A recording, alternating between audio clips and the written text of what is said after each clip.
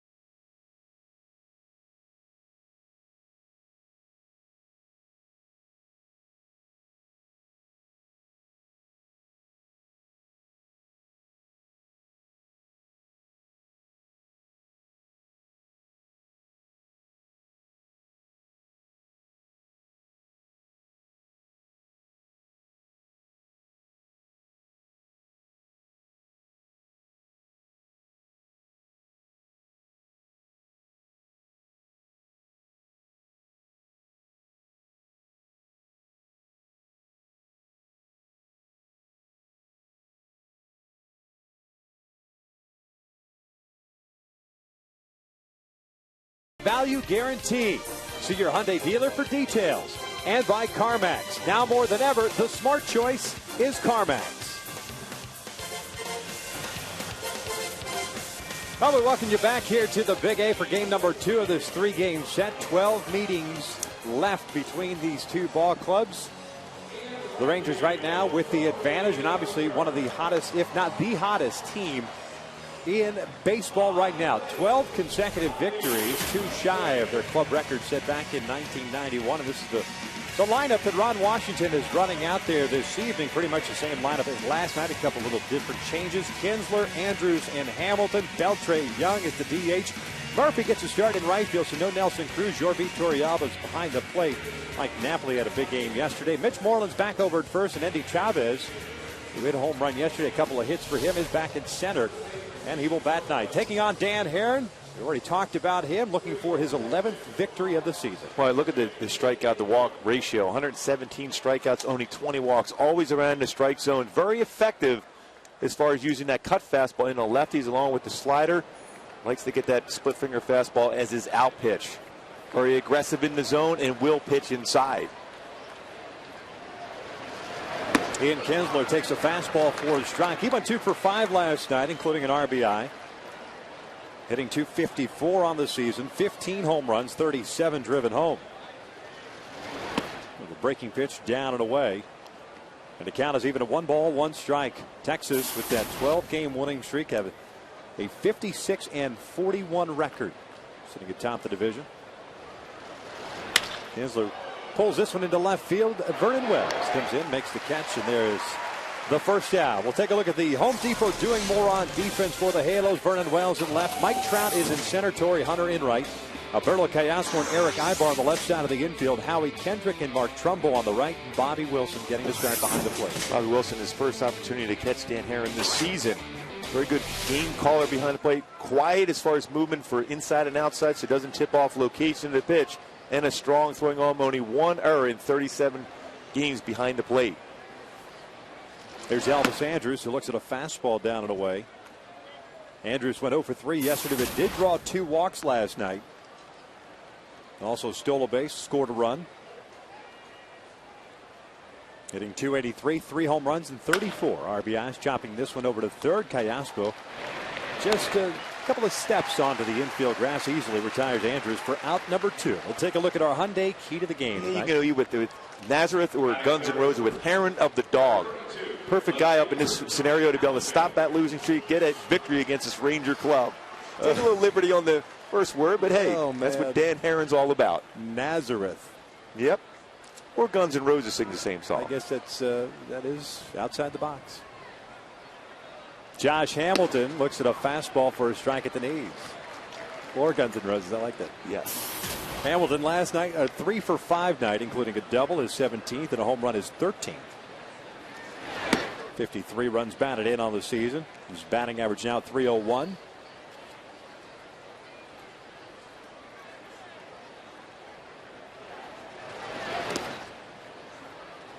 Herron falls behind here, 2 balls and 1 strike, and that's exactly the scenario here. The first 2 batters retired. Exactly what Tyler Chabot went through last night when he gave up the double to Hamilton over the head of Howie Kendrick and left, and then Beltre doubled down the line to put Texas up 1-0. As Hamilton gets a base hit into right center field. A 2-out knock for Hamilton. The inning continues for Beltre.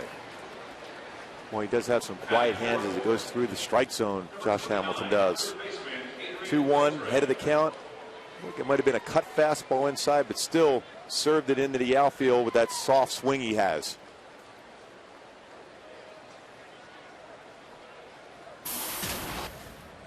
Ranger third baseman Adrian Beltre hitting .270 with 20 home runs.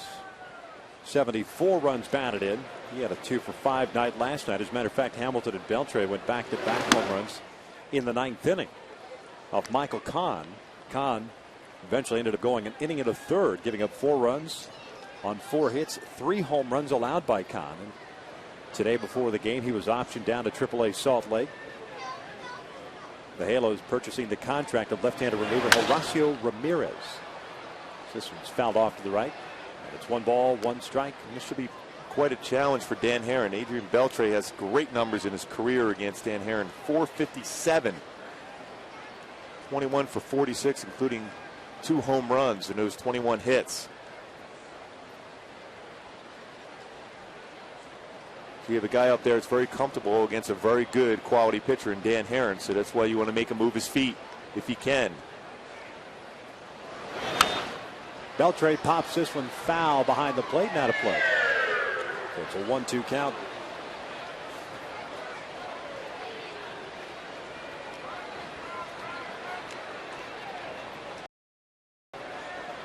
Dan coming off a loss against the Oakland Athletics on the 15th of July.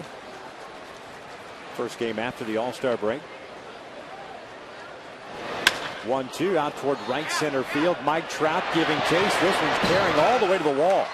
Josh Hamilton rounding third, and he is going to score. And Texas has a 1-0 lead again with 2 outs here in the first.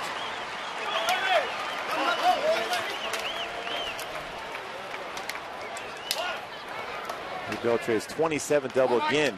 A lot of success against Dan Herron. Very comfortable. You see the movement in the feet. Keeping that middle part of his body quiet. Stays down on that baseball. Pretty good pitch. It was down in the zone. We got breaking pitch. Well, boy, he stayed ready, but his head completely still as he made the pass through the strike zone and hit that ball to right center field.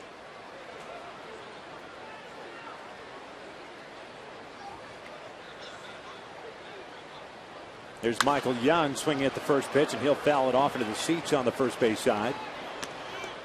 And it is 0-1. 27th double for Beltre, picking up a 75th run batted in. Listed numbers for Michael Young. Another solid season for him. He went 1 for 3 last night, picking up an RBI, his 63rd.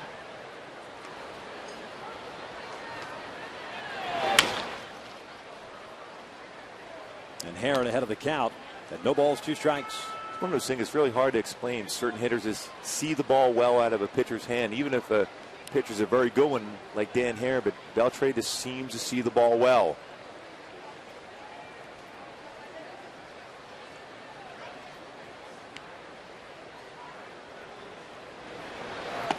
Down low.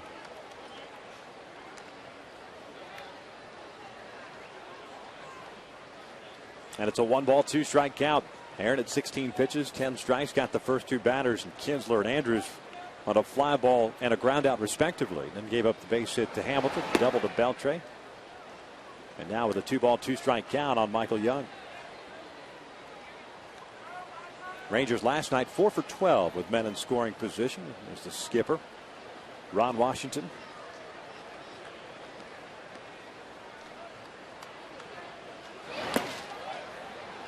A full count now.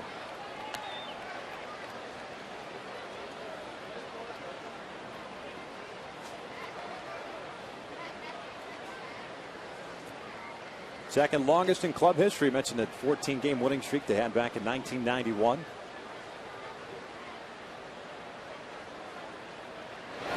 (3-2) got him looking on the outside corner. Down he goes. That will end the inning, but not before Texas gets a run on a couple of hits. We head to the bottom of the first. Rangers lead it 1-0.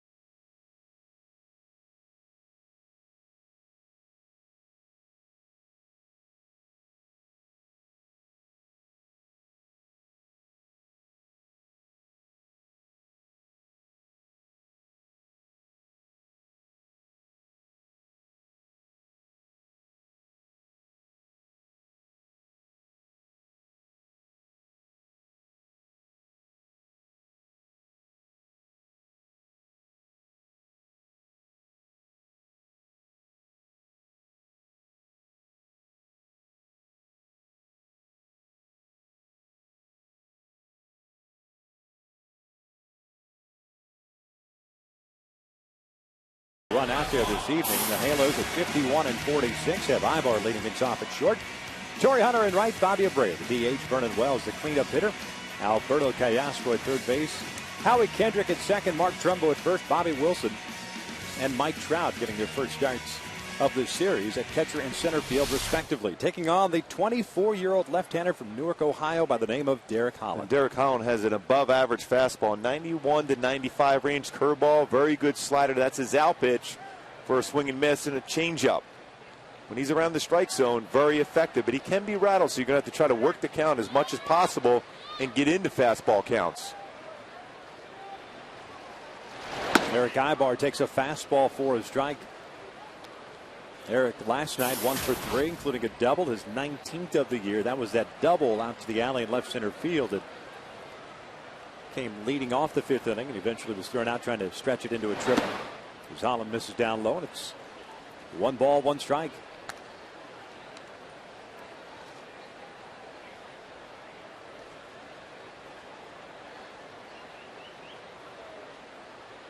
Holland coming off back-to-back complete game shutouts.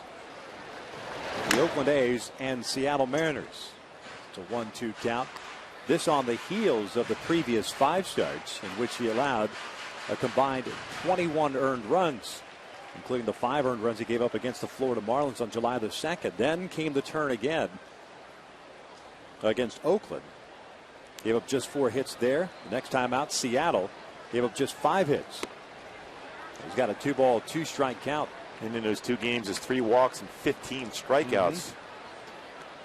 Again, he's a guy that at times thinks his way out of throwing the ball well. In other words, he gets up there and anticipates what the hitter's going to be looking for instead of challenge him with that 95-mile-an-hour fastball and very good slider. 2-2 on its way. Ibar takes low, and it's a full count.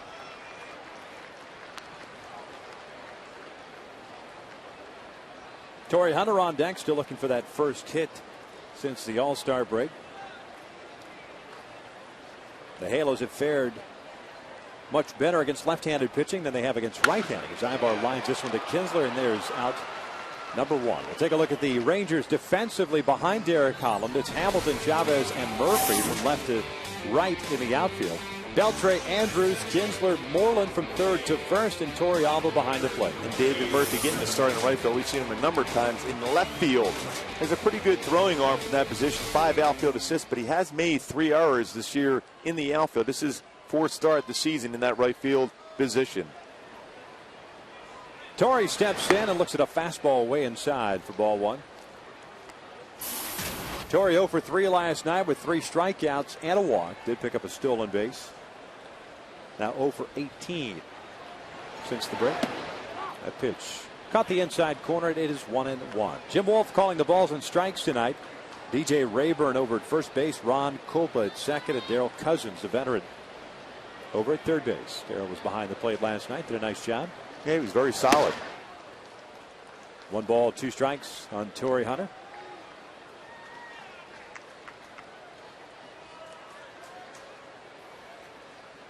Two for 12 in his career against Derek. Here's the 1-2. Fouled down, pitch back. And that's the one pitch Torrey's going to have to try to hit the ball to right field. We've seen since the All-Star break, Oakland and now with Texas, a lot of pitches away. And even talking to Torrey today, he said he's got to stay back long enough to be able to get his hands through deep in the strike zone and hit that ball hard to right field. Lays off the breaking pitch. And we're evened up at 2-2 with Bobby Abreu on deck. Texas getting a run in the top of the first. A single and a double from Hamilton and Beltre with 2 outs. Torrey fouls this one off to the right.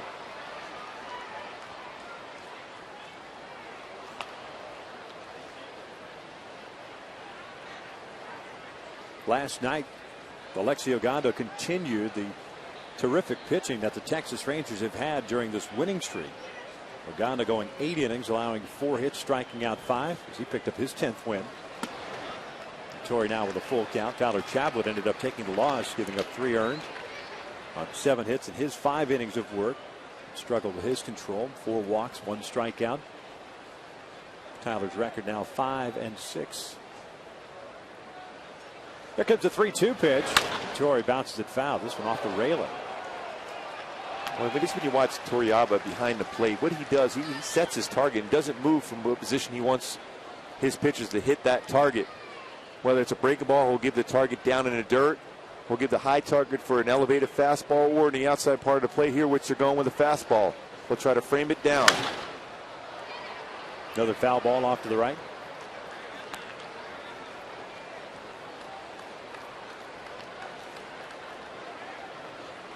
Nine pitch at bat so far against Torrey Hunter here in the first.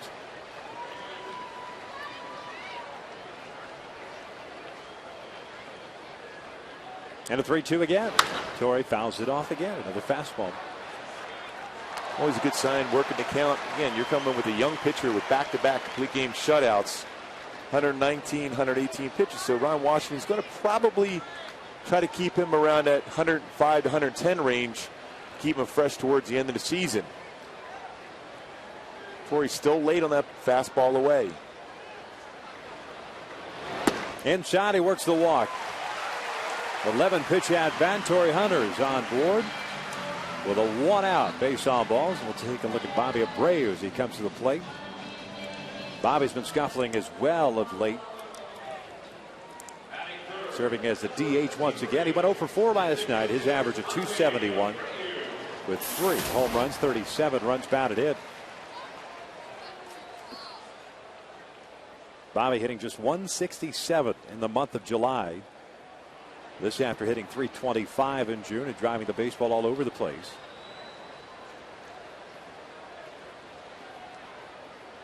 Ended up getting 3 hits in that Oakland series. As Holland misses outside. Bobby's hung tough against left-handed pitching this year. The numbers have come down a little bit, but early on in the season he was really hitting lefties well. Overall hitting .267 against left-handed pitching, .274 against right-handers. Well, he truly is amazing. Josh Hamilton, I should say, is almost playing on the line down in left field. 1 ball, 1 strike. Yeah, we talked about that last night. The alignment for the Texas Rangers defensively.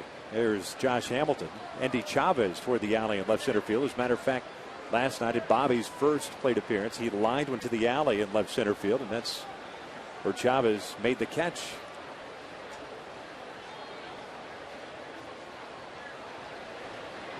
1-1. A little bit high. 2 balls and 1 strike. But don't you think as a hitter, then more than likely you're going to get either fastballs or sliders away? The thought process has to be to keep your hands back through the strike zone at that point. Anything slow will be a mistake from Holland, because that way you can turn on it and hit in the right field and have a lot of room to run with for a while. Yeah, as a matter of fact, we didn't show you David Murphy, but he swung over to the alley in right center field. Quick throw to first, and Torrey's back safely. I mentioned that he had a stolen base last night, his 3rd of the season. He's been caught 4 times. Holland with 3 pickoffs this season. Not real easy to steal against. His 5 stolen bases and 11 attempts against him so far this year. Pretty quick move to the plate and solid move to first. Outside, 3 balls and strike. Torrealba is going to make a visit to the mound. There's Vernon Wells hanging out on deck. The Halos now with a team batting average of .253, 8th in the American League.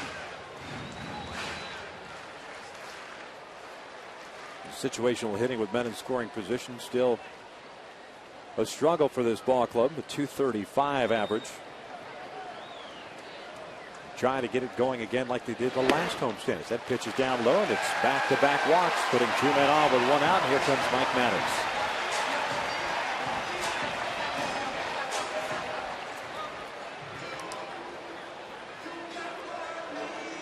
And only 3 walks in his last 2 complete game shutouts. Already 2 here in the first inning. Aiming the ball, trying to hit that outside corner instead of going middle part of the plate with trust with movement.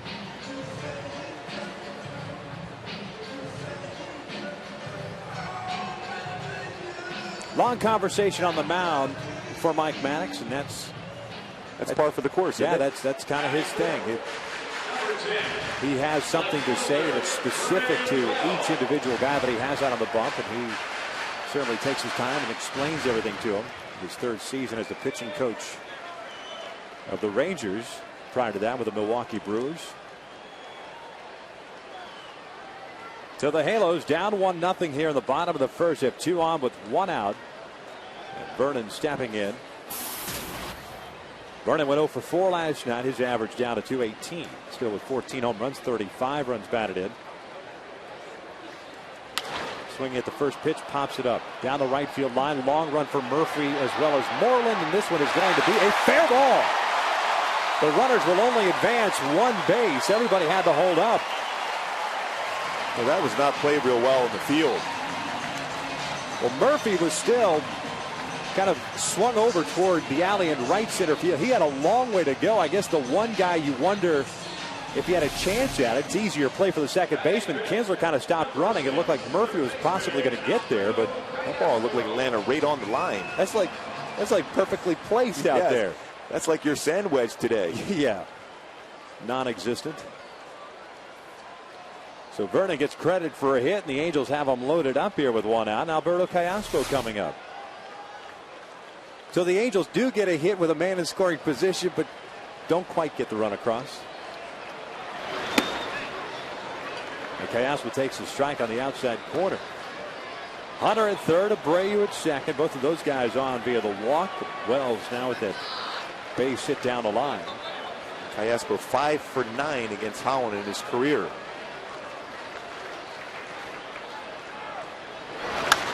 Fouls it off to the right and is in the hole, and no balls, 2 strikes. Halos last night went 0 for 5 with men in scoring position. Holland has thrown 25 pitches so far. 14 strikes and 11 balls. Hamilton shallow and left, Chavez shallow, and playing Callaspo the opposite way in right center field. Called strike 3, 2 outs.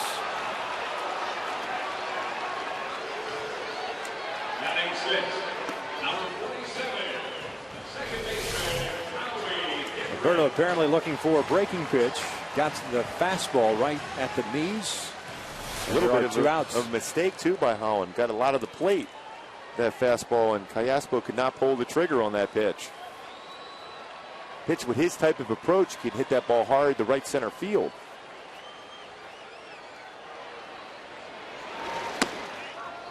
A breaking ball caught the outside corner. It's 0-1 on Howie Kendrick. Howie hitting .291 with 8 home runs and 30 runs batted in.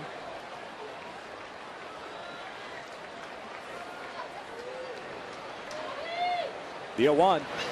Howie fouls it off to the right. Holland ahead of the count. At no balls, 2 strikes.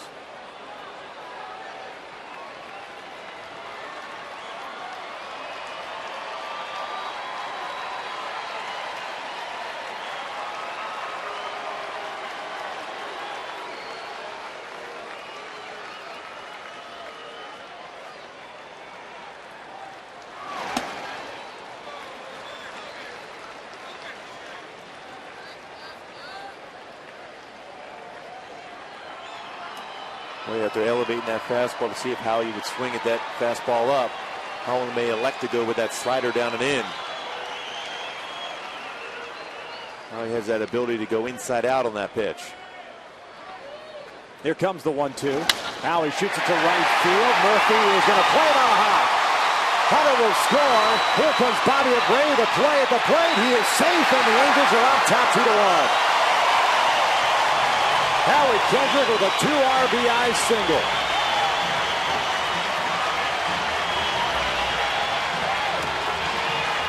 Well, this is a nice approach. That ability to go inside out with that swing, a pitch down.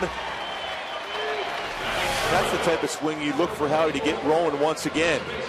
Kept his head still, front shoulder loaded in, and drives that ball to right field. Drive it in 2. Murphy did a nice job of getting himself in pretty good throwing position. Strong throw to slide, an early slide for Bobby, but is able to get that foot to the back end of the plate. I tell you what, a terrific throw really for Murphy. That ball seemed to skip to his left, kind of off balance, planted and threw a strike to the plate, but just a little bit tardy as Trumbo shoots one out to the alley in right center field. Hit well. Murphy going back. Kay will make the catch, and that will end the inning. David Murphy at the last minute reaching out and robbing Trumbo, but the Angels scored 2. We've played 1. It's been fun. 2-1 Halos.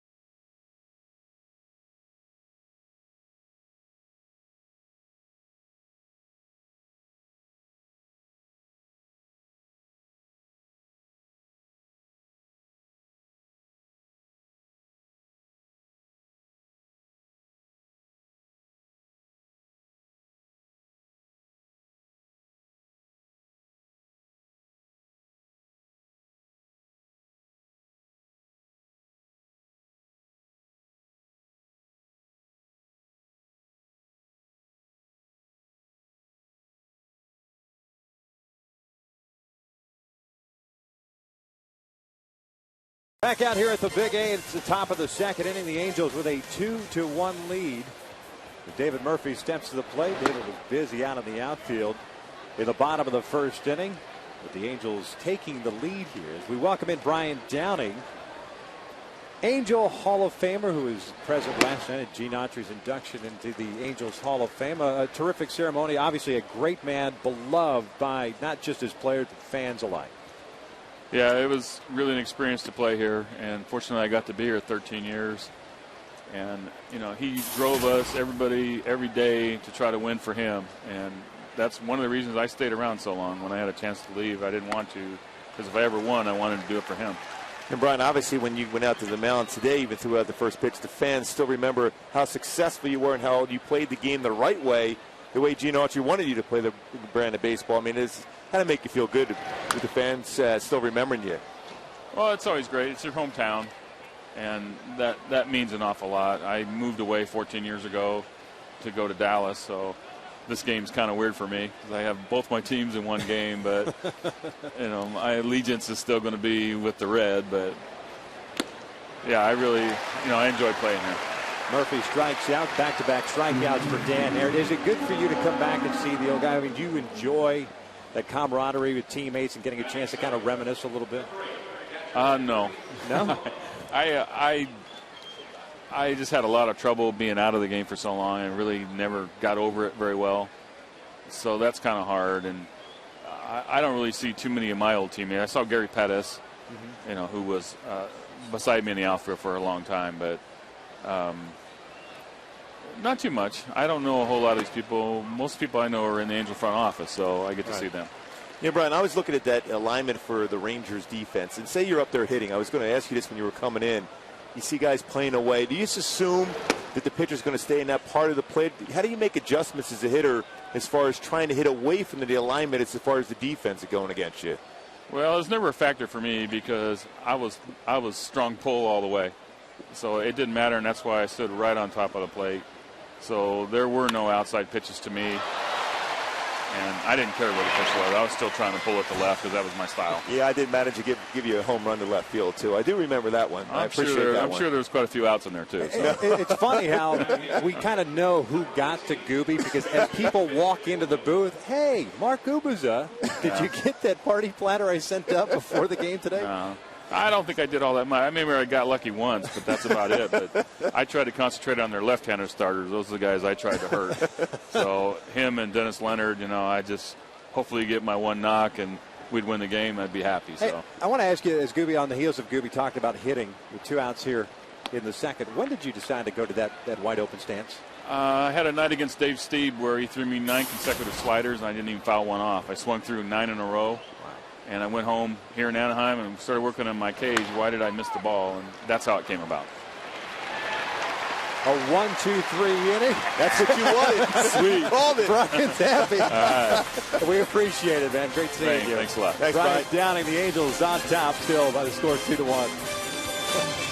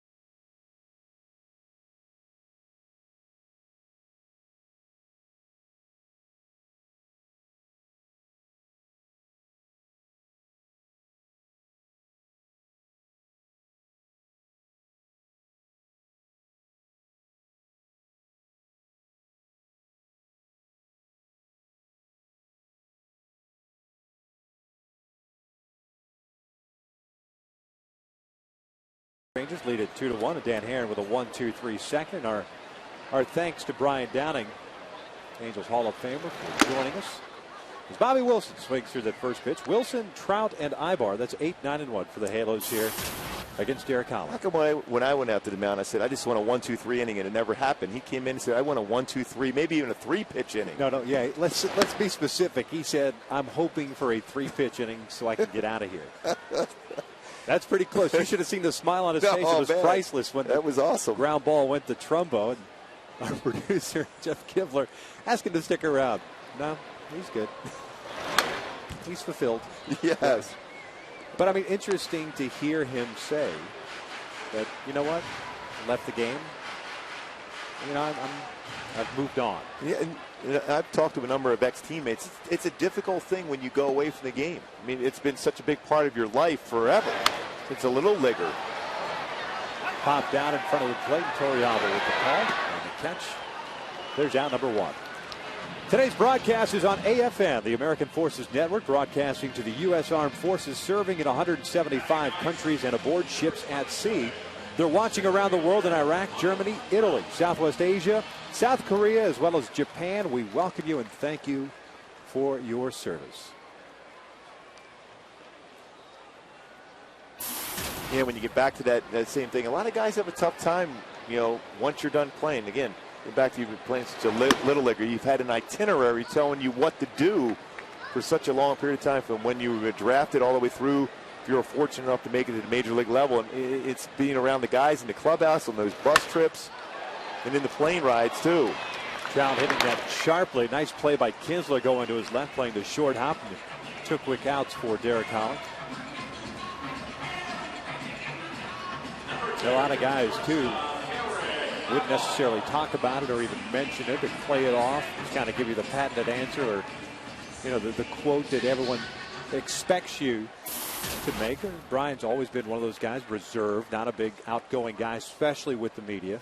But it surprised me. I mean, I remember him, you know, my old man was managing his team in '88, being in the clubhouse and being kind of a quiet guy, but never expected him to be that way, as reserved as he has been in the afterlife, the baseball afterlife. And amazing how different of a person he was when he was playing the game. He would run through a wall if he had to make the play, or stand on top of that play, challenge you to come in with a fastball. Even if he was going to get hit, he was going to get on base. Ibar hitting one out toward right field. David Murphy is back there, and it's a 1-2-3 inning for Holland as he returns the favor. 2 in the books. The Halos lead it 2-1.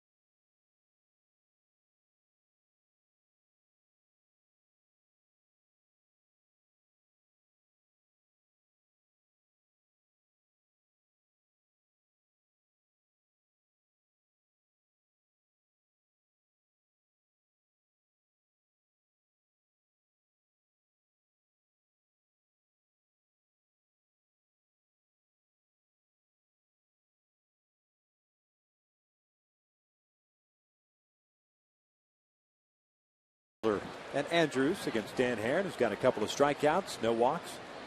2 hits allowed, back-to-back hits by Hamilton and Beltre, putting Texas up 1-0 in the top of the first, but the Angels answered.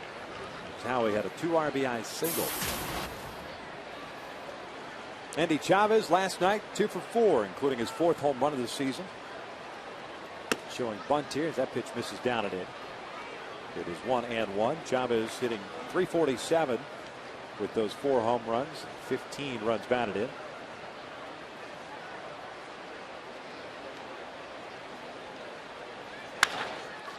Little bouncer to the right side. Herron's got it, going to his left, and there is out number 1. Fans, follow the Halos at foxsportswest.com/Angels for all the latest team news, and be sure to vote for the Angels poll question. Best 1-2 starters in Major League Baseball this season. Halladay Lee, Weaver Herron, Lincecum Kane, Hernandez Pineda. Log on to foxsportswest.com/Angels and cast your ballot. I think there's no question you got to go with Weaver and Herron. The other 3 guys, combinations are very good themselves, but when you think about the circumstances these 2 have been pitching under, they've been outstanding. A lot of guys in that group there pitch a lot of innings, which is a true sign of a number 1, but both Herron and Weaver have been number 1s on this team this year as far as innings, complete games, and dominant performances.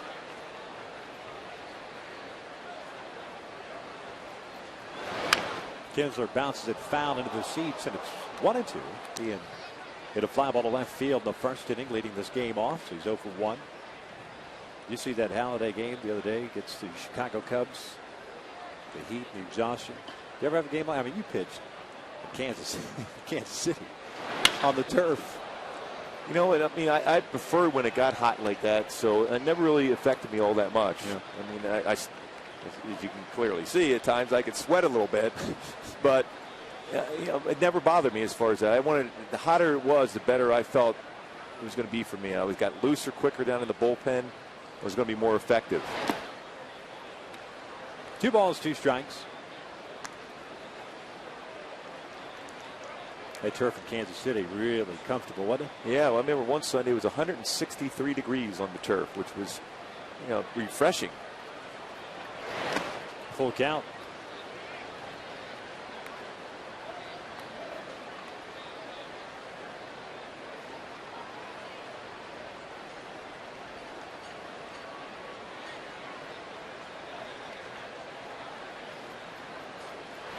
"3-2, just missed outside." Herron thought he had a strikeout, does not get the call.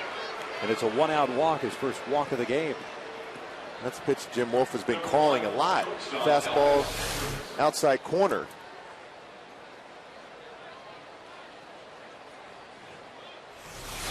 Tough pitch to lay off of. But Kinsler's on board with 1 out. Here's Elvis Andrus, the shortstop. Well, you think having a brother in the major leagues, Randy Wolf, that you have a pretty good sized strike zone. Jim Wolf was a pretty good hitter back in his day at El Camino Real High School in the Valley, so he's more of a hitter than a pitcher, I guess.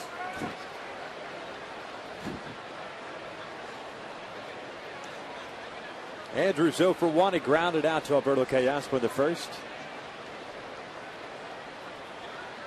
Kinsler with a pretty good lead over at first base. Boy, a good breaking pitch. And it's 0-2. As we pointed out last night, Texas will run second in the American League in stolen bases with 93. They're led by the guy at the plate, Elvis Andrus. He has 28 of them. Ian Kinsler has 19. He's only been caught twice. And Dan Herron has allowed 17 stolen bases in 21 attempts. Swing and a miss. Down goes Andrus. 2 outs.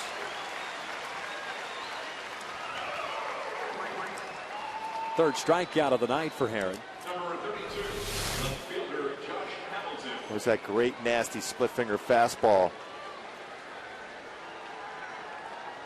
Bottom drops out in front.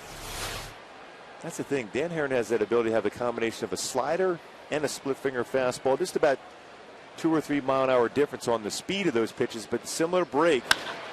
Hamilton rips one out towards center field. Mike Trout is there. That will end the inning. No runs, no hits. The Rangers leave a man on. We head to the bottom of the first. 2-1 Angels.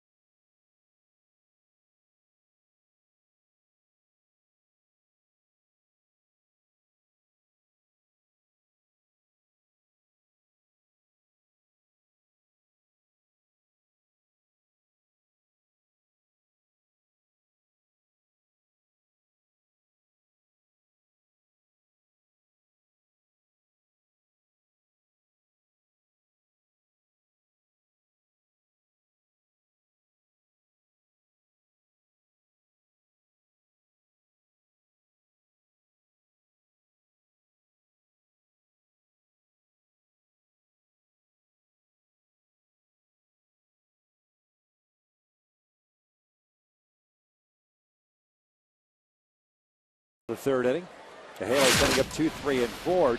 Torrey Hunter leading things off, but this is that first inning at bat for Torrey. Well, you can see that's how he's opening up that front hip. Right here, you can see how it swings wide open, the hip. He got to keep that closed in and keep that front shoulder locked in and drive the ball with authority to right center field. Torrey eventually worked an 11-pitch walk in that first inning, came around to score one of the 2 runs. Drills this one out toward deep left center field. Drops Hamilton going back.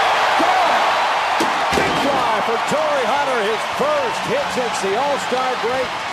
3-1 Angels. Boy, did a great job. This is what we're talking about, keeping that front hip locked in. Got it opening up and drove that ball extremely far to left center field for Torrey Hunter, giving him home run number 12, RBI number 46. Second run scored to the ball game, scored in the first inning after he walked. That swing right there, it's a good opportunity to be able to get that head down and keep that body still and get lower half lift for Torrey Hunter. Right, snaps at 0 for 18 for Torrey. Now with 46 runs batted in, a leadoff home run, the Angels' 80th of the season. It's Bobby Abreu has a 1-ball, no strike count. Bobby also worked a walk in that first inning. This one catches the outside corner to even the count at 1-1.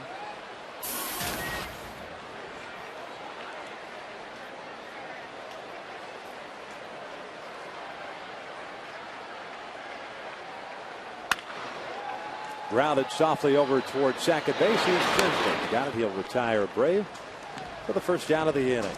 Fans groups of 25 or more can enjoy exciting Angels baseball for as low as $6 per seat. Make your plans to be part of the 50th anniversary celebration.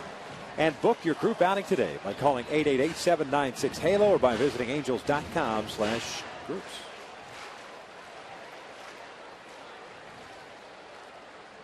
Well, it was good to see Torrey when we were out there earlier today in the dugout.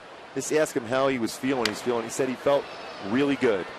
And obviously, when you hit a ball like that, you know, you're comfortable. Track some pitches. He did pull off a couple pitches in the first inning, but after that, made that adjustment. Of course, right there, getting a pitch to drive and didn't miss it.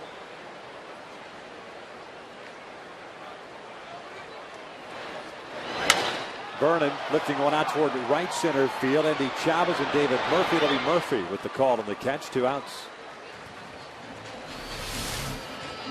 Well, this is great balance. The difference, keeping that back leg and able to drive the ball middle part of the bat. No question about it. The bat flip, knew he had it. No ball, he kept his head still and had the eyes right on the baseball as it's coming into the strike zone.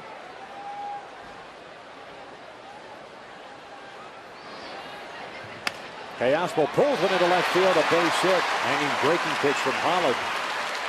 And Caspo jumped on it. Remember, Alberto struck out with the bases loaded. He said, you know what? If I get a little hanger, I'm going to try to turn it. And he certainly did. A 2-out base hit. Now 6 for 11 in his career against Derek Holland on that breaking ball that was up.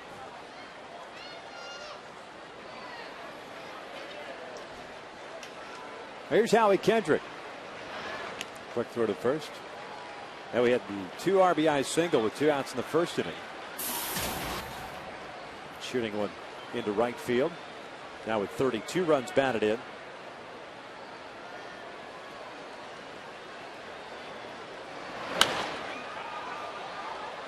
It's no balls and 1 strike. And we're seeing the swing from Howie Kendrick to kind of get him back on track. As we talked about Torrey and pulling off the baseball, you know that he's quote unquote locked in when he's using the alley right center field. You know that that's the bread and butter for Howie Kendrick. We saw it last night.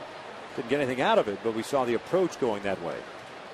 When the first at bat hit that ball perfectly well as far as his inside out approach. Takes a strike on the inside corner, and it is 0-2. Howie with a glance back to Jim Wolf.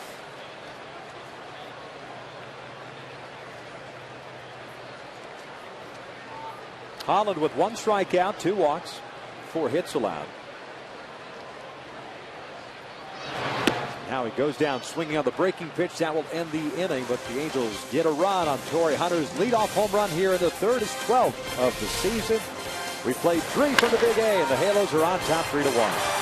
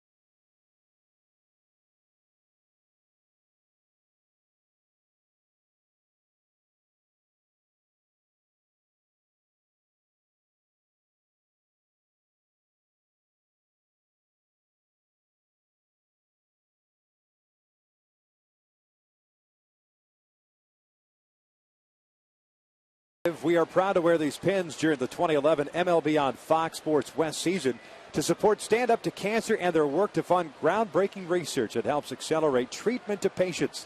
For more information, please visit standuptocancer.org/Fox Sports. Dan Herron delivers a strike to Adrian Beltre to start the 4th inning with the Angels leading it 3-1. It'll be Beltre, Young, and Murphy against Herron, who has 3 strikeouts so far. Beltre rips one foul, and it's no balls, 2 strikes.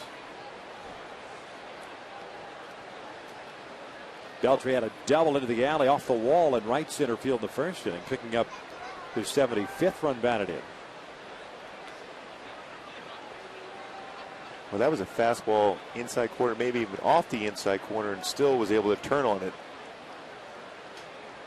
Go right back inside, hopefully up and in. Like that one. 1 ball, 2 strikes. Now you have the option to go right back inside again, or you could throw the split finger fastball away. Going back inside with the fastball. Pulls this one down the line. He was anticipating the same thing. The count remains at 1-2. The old cat and mouse between pitcher and hitter. See, a lot of times pitchers, especially young pitchers, don't come back in after they have established the fastball in off the plate. Hitters generally will look away. He's able to go in there and break his bat on that pitch. And an opportunity for Tyler Chatwood to look at Dan Herron. Okay, he came in with a fastball. Most young pitchers go breaking ball away, but hitters are thinking those same things. That's why you go back-to-back fastballs inside, become very effective.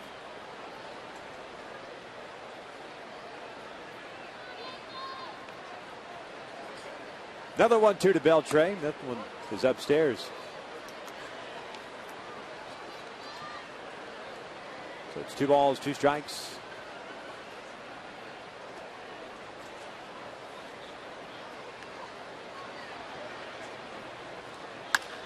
Lifted in the air to shallow right field.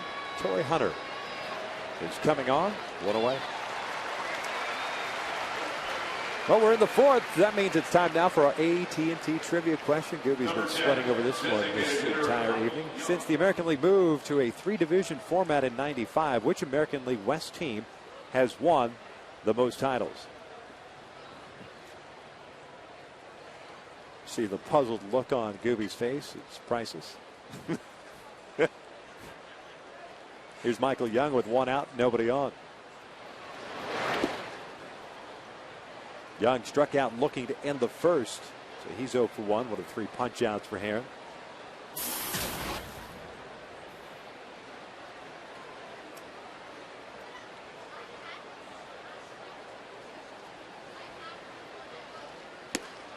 One ball, 1 strike. And speaking of that trivia question, I mean, I go back to the offseason. I mean, did anybody really believe that this division was not Texas division to lose? I mean, I know that a lot of folks, pundits, the really smart people that have never really played the game but just follow it and write about this game, pick the Oakland A's this year as a sexy pick in the West. Last year was the Seattle Mariners. You're the defending American League champions. How is this division not yours to lose? I mean, they are the team to beat in this division, and obviously they're proving it right now. Texas is with this 12-game winning streak and trying to pull away in a 5-game lead as we head toward the end of July. Exactly right. They have the offense to overcome sometimes when you don't pitch real well. When you look at Oakland, they're just not going to score enough runs. I mean, they have great pitching, but you can't win every game 1-0. Now, this Texas club, with their young pitchers, are developing and pitching very well. They have the offense to back up a bad performance or two from a pitcher on the mound. So for me, coming into the season, and it's staying the course right now, it's the Angels versus the Rangers for this title. Seattle was a great story early on. They played well, but again, they can't score runs. Yeah, I was just amazed that people would say, "Oh, it's Oakland's division." I mean, look at their pitching. They made some acquisitions, Willingham and De Jesus, and you still have to be able to produce on a consistent level. And with the talent and the depth that Texas has had, as Michael Young continues to battle Dan Herron here, still a 2-ball, 2-strike count. You figure, I mean, to me it was a no-brainer. I mean, unless the Angels went out and picked up a couple of other guys, big-name free agents, did not happen for the Halos. then I'd say, okay, the Angels obviously with Herron and Weaver, then you can say, all right, this is going to be a two-team race. Let's go after it. But going into the season, clearly Texas is the pick. This one chopped toward the hole, and that's going to be a base hit for Michael Young. The seeing eye single through the left side with one out here in the fourth. I mean, when you think about it, not only have the offense, they have the ability to create runs. They have a lot of team speed. And a lot of people were picking them to beat the Giants in the World Series. Obviously, their pitching for the Giants enabled them to win the World Series last season. But it's basically the same club coming back outside of Cliff Lee. Their bullpen still is an issue for the Rangers. And their starting pitch has been great. Back end of the bullpen, solid, but the bridges to get to the back end of the bullpen is an issue for them right now still. David Murphy takes a fastball up and away. 1 ball, no strikes. Murphy, the right fielder, a strikeout victim in the second. But things will be really starting to percolate throughout Major League Baseball with the non-waiver trade deadline approaching on the 31st of July. But does it seem like every club's talking about getting relievers? More so than any time I've seen in a long time. Usually it's a big bat or starting pitcher, but it's all about bullpen depth. Mike Soch was talking about that today for a long time in the dugout during his press conference. That bullpen depth. Murphy rips one into deep right field. Hit well. Torrey pulling up, and this game is tied at 3 as David Murphy hits his 5th home run of the season. It picks up his 19th and 20th runs batted in.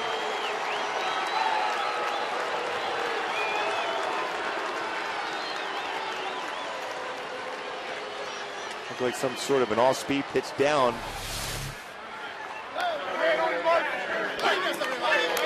Whether it's a slider or a split-finger fastball from that angle, and it drifted over the middle part of the plate, and he knew it right then and there. He made a mistake down. Left-handed batters like the fastball down on the inner half. And that after falling behind at 2 balls and no strikes. So bases clear, still 1 out, 3-3 tie. Yorvik Torrealba, the catcher, stepping in. He takes a strike on the inside corner just to finish off the point. That's the biggest market right now, are those bullpen arms. There's a number of them out there that possibly could be had. As Torrealba flips one out to shallow center field. Mike Trout there, 2 outs.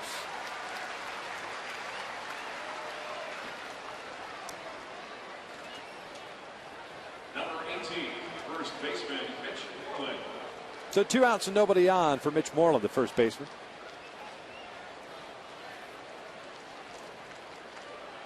Home run that Herron just allowed, his 10th given up this year. Boy, his splits really, when you look at left-handed batters and right-handed batters against Dan Herron, coming into the game 228 for lefties, 5 home runs, righties 222 with 4 home runs. Very consistent.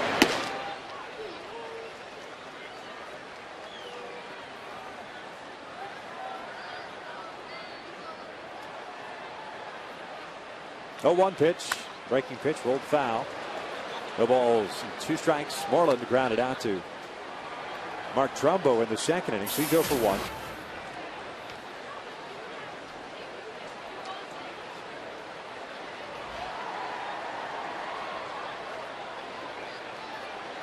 And the 0-2 pitch. Moreland fouls it back. Protecting on that 0-2 fastball. Rangers 3 runs, 4 hits, no errors, 2 left on.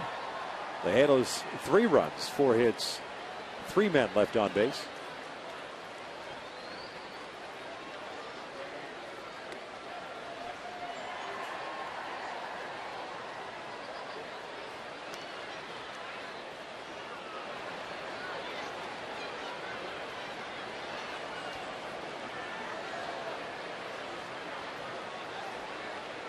One, 2. That one just missed inside. 2 balls, 2 strikes.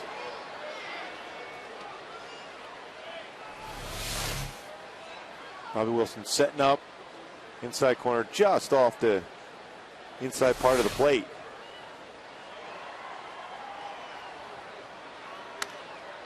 Goes back to the breaking pitch. And Moreland making sure that everybody in that Rangers dugout is watching his plate appearance. Doesn't seem like a, hey, look at me type of guy, but he's hit a couple in there already. Yes, he has. Firmly, too. Full count now.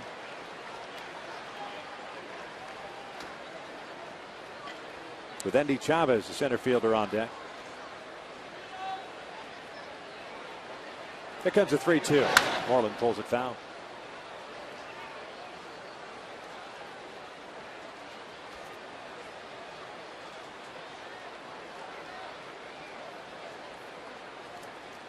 David Murphy tying this thing up in the 4th inning. After the base hit by Michael Young, a 2-run home run as Moreland fouls another pitch back. 27 pitches thrown by Herron.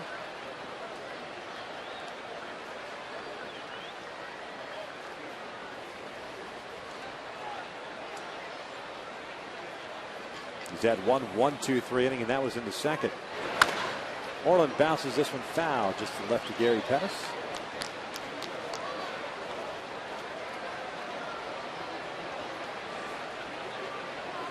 Moreland, a former 17th round pick in 07. At a Mississippi State University.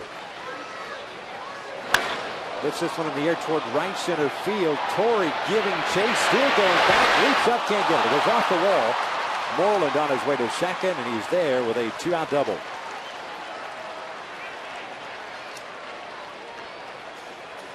I'll tell you what, the baseball is carrying pretty well here these first 2 days back. There's a big A. Challenge with a fastball. Tried to elevate it. Moreland tucked his hands in very well and drove that ball to right center field. And Torrey almost able to make that play back against the wall.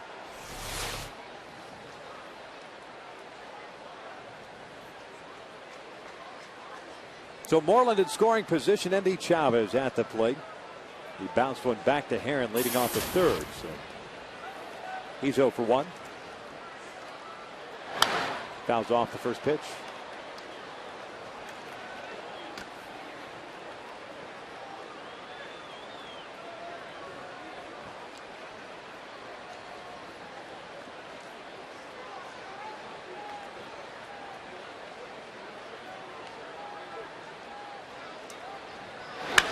This one out towards center and playable for Mike Trout. Rangers tie things up as David Murphy picks up his 5th home run of the season, the 10th allowed by Herron. We head to the bottom of the 4th, knotted up at 3.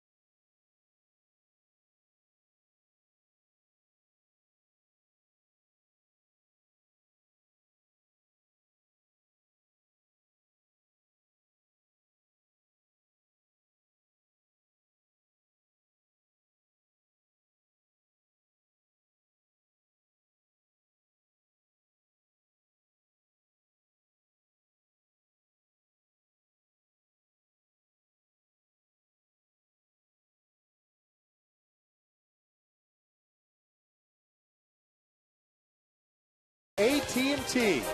By your Southern California Ford dealers. Visit us today and trade up to Ford. And by Jack in the Box. For a limited time, Jack's really big chicken sandwich combo is back for only $3.99 plus tax at participating restaurants. Well, we're tied up at 3 here at the bottom of the 4th inning. Mark Trumbo, Bobby Wilson, Mike Trout to face Derek Holland, who's thrown 50 pitches, 36 for strikes. A couple of strikeouts, 2 walks, 4 hits allowed. The first one to Trumbo is a strike, a fastball. Marco for one. He drove one out to the alley in right center field that was tracked down by David Murphy to end the first inning. Still the team leader in home runs with 18.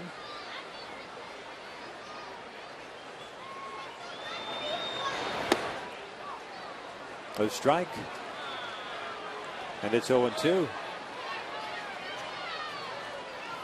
Got a surprise Trumbo as he backs out. Dan Herron's probably wondering, hey, I threw that pitch a number of times last inning and didn't get it.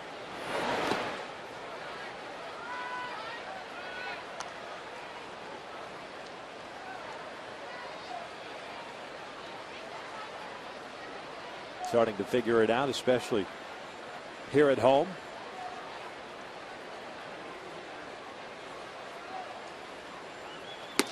Strikes out swinging. Back-to-back strikeouts for Holland. 3 on the night. There's out number 1 to start this 4th inning. Number 46. Let's go back to our AT&T trivia question for tonight.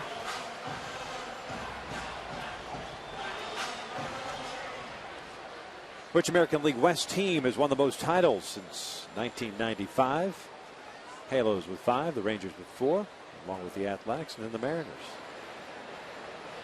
Pretty balanced when you look at it over that period of time. Bobby Wilson cues one foul. It's no balls and a strike. Bobby popped out to Torrey Alba in the second inning. He's 0 for 1.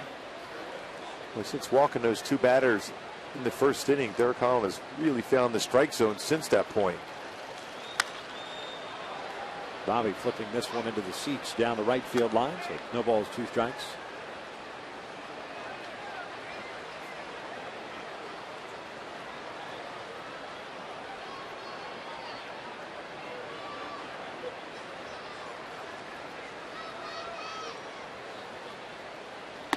Way inside.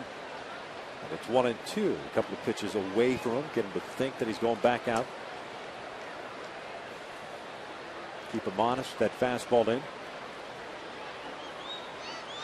Coming back in. Bobby pulls it foul just over the dugout.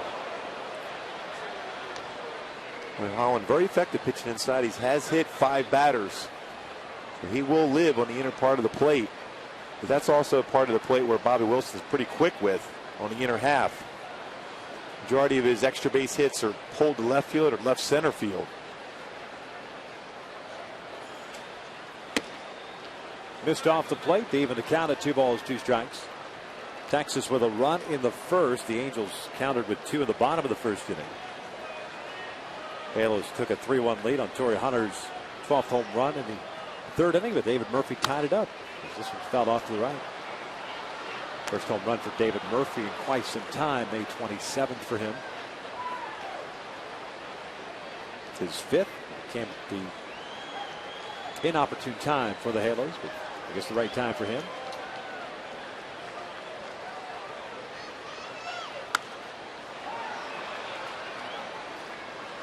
What a great day to be in the seats. Plenty of foul balls today. One thing you notice about Dan Herron, there's a lot of foul balls off his either his cut fastball or slider. Same thing here with Derek Holland. So there's a lot of souvenirs here to be had at the Big A. This one rolled over to Beltre on 2 hops. And there are 2 outs. Fans, on Tuesday, August the 2nd, the Halos take on the Minnesota Twins. That's a 7:05 start. All fans in attendance will receive a 50th anniversary banner courtesy of Chevy. Purchase your tickets today by visiting the Angels Stadium ticket office or just by logging on online at angels.com. It's a good-looking banner.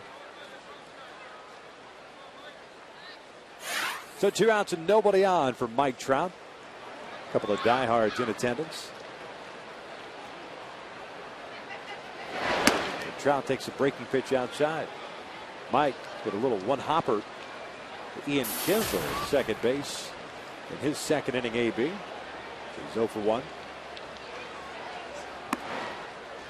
2 balls and no strikes. Trout had the night off last night with Alexi Ogando on the mound. Bernie Wells played center field. Now Kendrick played left.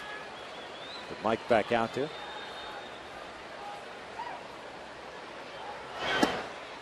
3 balls and no strikes. Mike Trout Given the opportunity with Peter Borges on the disabled list. Mike Scioscia saying that Borges at about 80-85%, running some cuts today. Yeah, I saw him today. I talked to him. He said he had a good workout. He felt good. He's optimistic about Saturday being activated. 4-pitch walk with 2 outs here in the 4th. Spins the lineup back to the top. And Eric Ibar stepping to the plate. It's the 3rd walk issued by Holland to go with the 3 strikeouts. And Peter's eligible to come off on the 23rd. That would be Saturday. Halos have a 10-game road trip that is upcoming. 3 in Baltimore beginning on Friday night. 3 in Cleveland starting Monday. And then a 4-game series against the Detroit Tigers beginning a week from tomorrow. Yeah, you would think if you're going to have a tight hamstring, that'd be the place to be nice and loose in Baltimore when it's 105 degrees and humid. Oh, man, just won't take long to get loose. Stepping into the sauna. The good thing about being in Baltimore that time of the year, you don't even see the humidity in the air either. 104, 103. Do you think it's possible that we can go back out to Boog Powell's barbecue and do an interview with him in front of the stove or the grills out there? Because that was really chilly last year. I thought I was going to bring my parka down there. It was so cold. Ibar takes a breaking pitch low. 1 ball, no strikes. That was a fun time, though. Yeah. Other than the fact it was a billion degrees, it was a lot of fun down there. It's pretty good barbecue, too. Oh, it smelled great.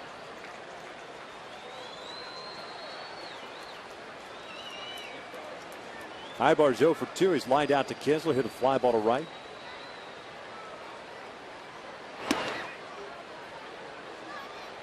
One ball, 1 strike. Well, how fun would it be if Eric Ibar hits a ball to left center field and it's to see Trout, and then, of course, Ibar follow him up, run around the bases.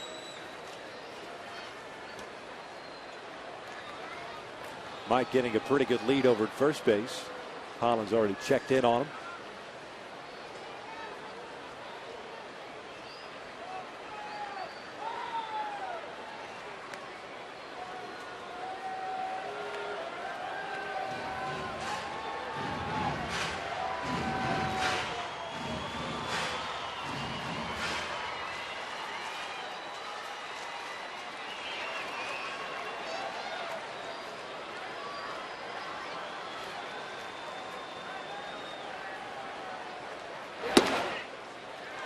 Two balls and a strike.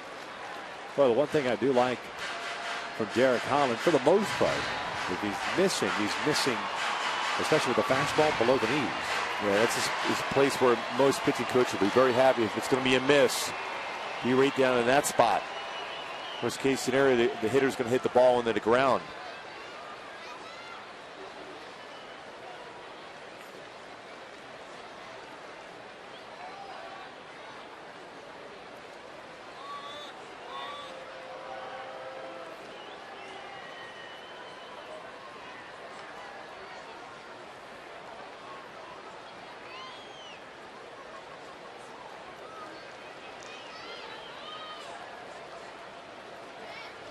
The 2-1.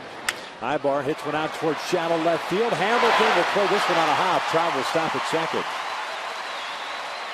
A 2-out single for Eric Ibar. The Halos have runners at first, at second, and Torrey Hunter coming to the plate.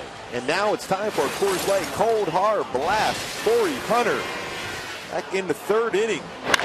Keeps that good balance. Drives the ball out to left center field. His 19th career home run against Texas. 2nd career home run against Derek Holland. First hit since the All-Star break for Torrey Hunter. Generally, when he gets that big hit like that, he stays hot. And that was a Coors Light cold hard blast. No reason he can't do it again.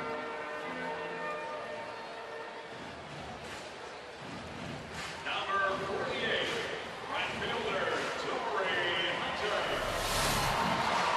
Well, you can see right here, Derek Holland with the curveball. Here, that knuckle curve, you've seen it. Mike Mussina used to throw that pitch. Eric Gagne used to throw that pitch. You know, your index finger is on the seam of the baseball, and then you have that knuckle curve ball, and you're able to stay on top and not follow through and overthrow that pitch. Torrey with a walk and a home run, so he's 1 for 1. He's scored twice. He's got Trout at second, Ibar at first. And it's 1 ball, no strikes.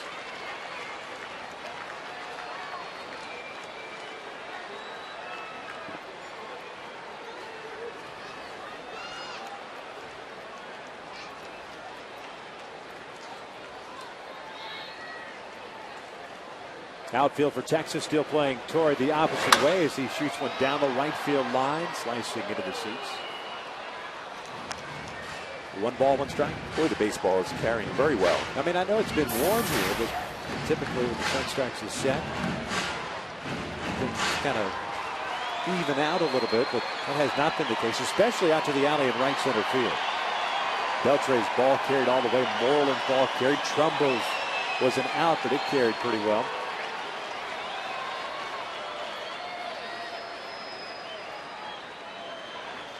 The 1-1 pitch, way inside, 2 balls and a strike. A little jackknife action by Torrey. Boy, in the thought process there for Holland, if I'm going inside, I'm going to make sure I miss off the inside corner. Not out over the plate.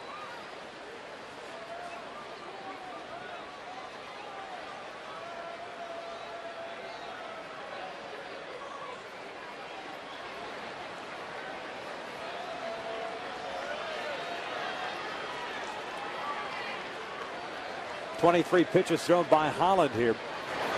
Torrey takes a fastball right down the pipe. 2-2.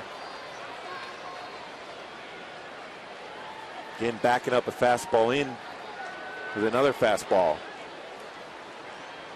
Boy, for me, Torrey's setting him up there. If he comes back in with another fastball, he's going to crush that baseball. Now, that's the thought process for a pitcher. Do you go something away, or you try to go back in, sneak a fastball in, thinking you froze him the pitch before? Trying to sneak that fastball by him. Fouled straight back, so the count remains at 2 balls, 2 strikes. Mike Trout working a 4-pitch, 2-out walk here in the 4th inning, and Ibar followed that up with a base hit to left. That's why the Angels have 2 men on and a 3-3 tie here in the 4th.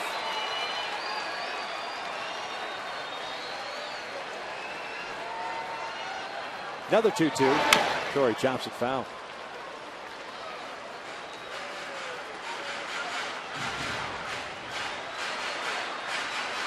Pitch count not an issue for Holland. At least it has not been this year. He's gone 118, 119 the last 2 times out. Those were the complete game shutouts for him. The 119 being a season high.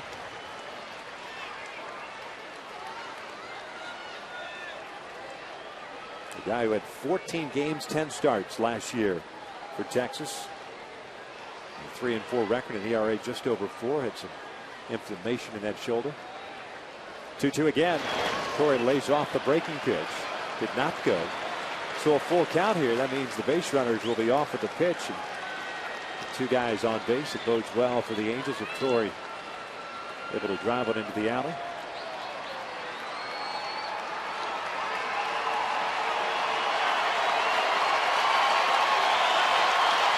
This will be the 8th pitch to Torrey Hunter. Remember, he had the 11-pitch walk in the first. Trout and Ibar take off. Torrey swings and misses on the breaking pitch. That will end the inning. No runs, 1 hit, 2 left, gone, 4 in the book. Still tied at 3.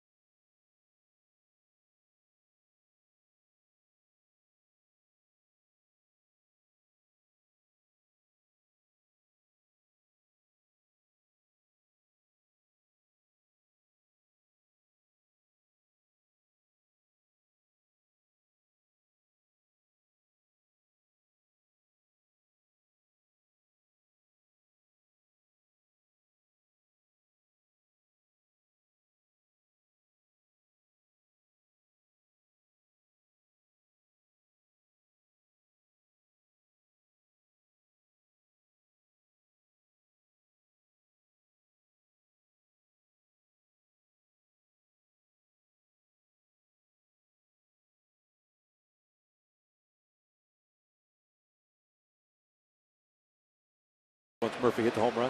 Yep. Kind of mad. Sulking a little bit. Yep. Top of the order, Kinsler, Andrews, and Hamilton.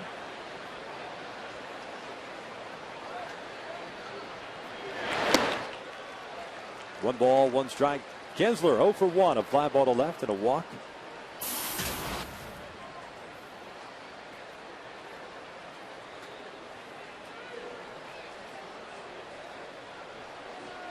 1-1 from Herron. Combo. 2 balls and a strike. Herron with 3 punch outs, 1 walk, 5 hits allowed. There, Collin, 4 strikeouts, 3 walks, 5 hits allowed for him. This one lined into left field. Base hit for Ian Kinsler. Leadoff man is on board for Texas for the first time tonight. Fans, on Saturday, August the 6th, hip-hop star Ludacris will continue the post-game summer concert series presented by SRS Labs in association with Budweiser. Purchase your tickets today at the Angel Stadium ticket office or at angels.com/concerts.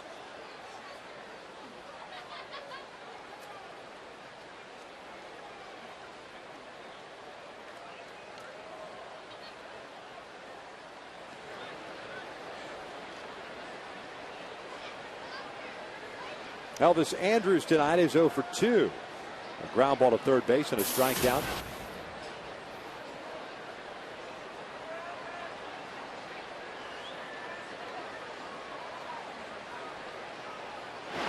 The bunt to sacrifice as Callasco picks it up and fires to first. And works as Kinsler advances to second.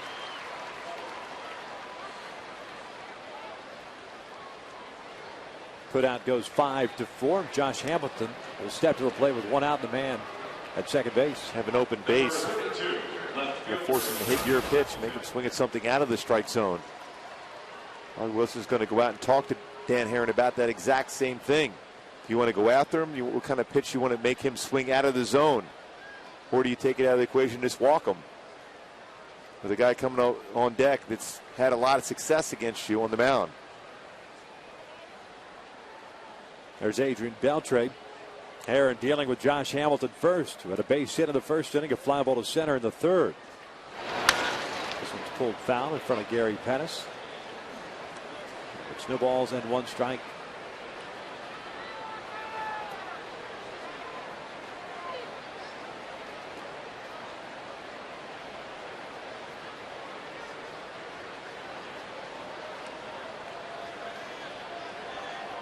Oh, 1 pitch.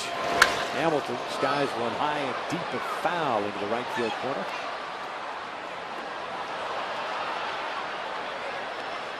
No balls, 2 strikes.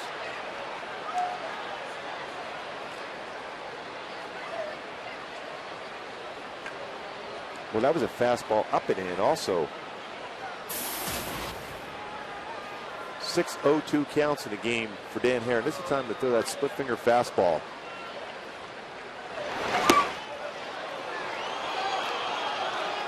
One and two.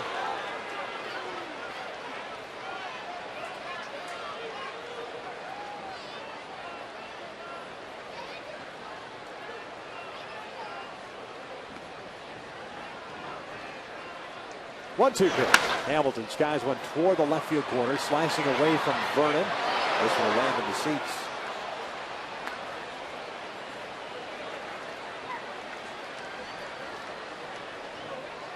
Hamilton heading back toward the plate. Bobby Wilson out to the mound to talk things over with Herron, who's thrown 84 pitches tonight. Pitch count certainly has not been an issue with Dan Herron. And that's the big thing. Dan Herron generally will throw around 115 to 125 pitches, but he doesn't walk anybody. Gives you an idea of how many foul balls are hit on some of these nasty pitches he throws, whether it's a cut fastball inside or the split finger fastball away. A lot of baseballs hit out of play against him. This one pulled, and it's into right field for a base hit. Kinsler's being waved around. Torrey Hunter will just get the baseball back into the infield. It's 4-3 Texas. RBI single for Josh Hamilton.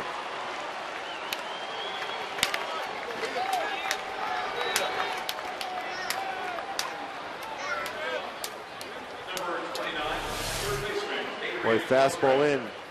A nice job of getting his hands through the baseball. That ball hard in the right field by Mark Trumbo at first base. So man at first with one away, and Adrian Beltre at the plate.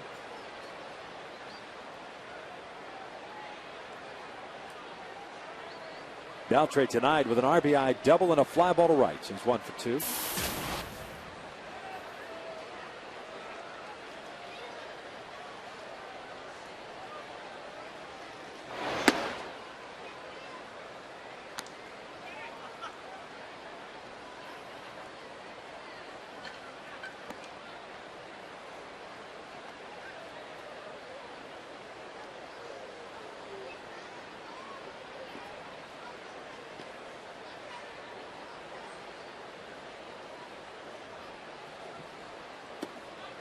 Two 0.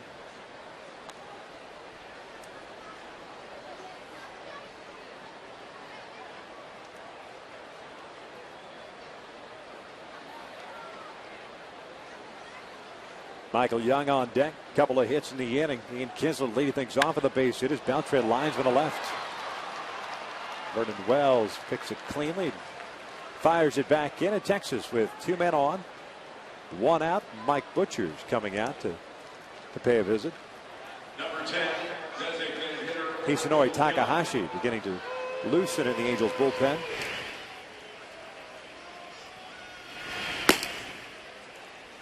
Three hits in this inning, 8 overall against Heron.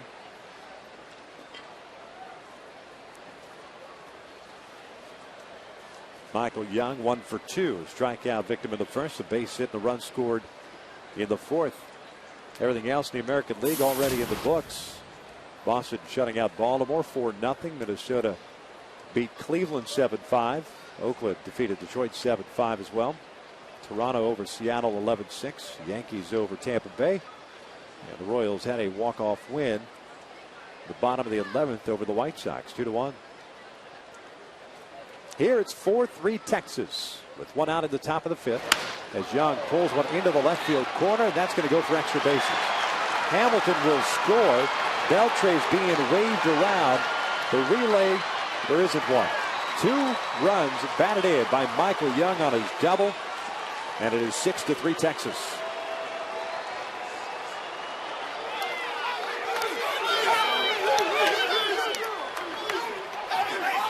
You see how dangerous this Ranger club is when you don't hit your spots with a pitch. Boy, fastball.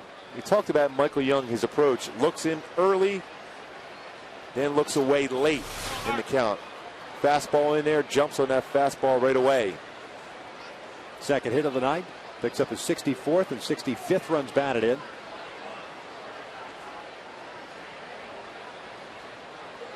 And here comes Mike Soshin. That's going to be it for Dan Heron. Hisanori Takahashi will be called upon. Dan Heron will depart, having allowed 6 runs. Really the biggest blow was that of David Murphy in the 4th inning, a 2-run home run at the time. The Angels with a 3-1 lead. That tied the game up. And Texas now with 3 runs so far here in the 5th. We got a pitch and change, and the Rangers on top 6-3.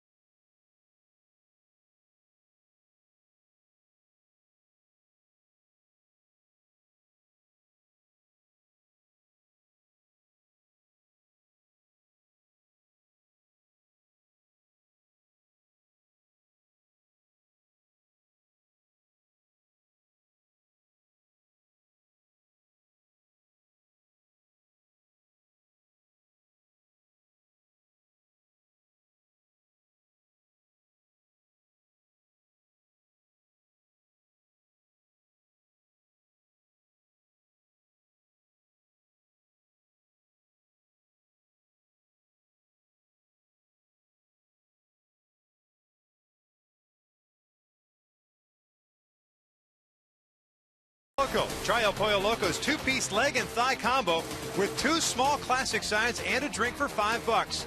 El Pollo Loco, feel the excellence. And by Time Warner Cable.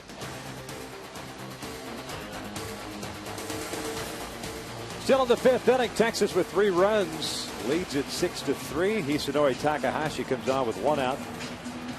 In our in and out, who's in, who's out? We'll come on with a man in scoring position. He'll be facing David Murphy, then Yorvi Torrealba. Pitching now his 39th game, a 2-2 record, a 3.29 ERA, 35 strikeouts, 16 walks. Well, his last outing in Oakland was excellent. Probably the best he's pitched this year as far as commanding the fastball. Went 2 2/3 innings in Oakland with 4 strikeouts, just 1 walk, and that was an intentional base on balls. So he was very effective with his fastball. That was in that second game of the doubleheader on Saturday afternoon. So Murphy steps to the plate. A 1-for-2 game for Murphy. Had a home run, a 2-run shot in the 4th.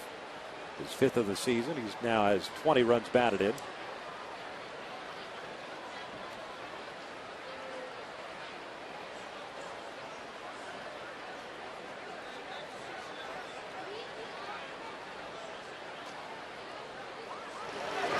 Murphy takes outside for ball 1. Dan Herron responsible for Michael Young at second base, having allowed 6 runs tonight. In 4 1/3, 3 strikeouts, 1 walk, 9 hits, and the home run to Murphy.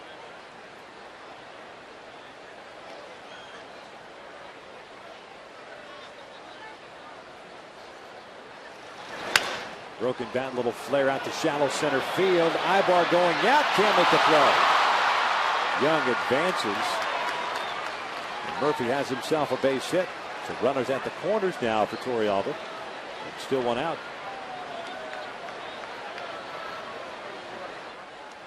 Nice effort by Eric Ivar to try to get out there. Trout was not going to be able to get there. He's one of the best as far as going back on a baseball into the outfield. A good jump, but that was just too far out into the outfield as Trout was playing deep. All this falls in. A number of hits so far for Texas in this series. The first 2 games, some flares into the outfield, but most times pitches elevated when you hit that flare into the outfield, not getting it down in the strike zone. Torrealba's the catcher, 0 for 2. A bouncer back to the mound, a fly ball to center. As Takahashi bounced that one a couple of feet in front of the plate. That wild pitch allows Murphy to advance to second base.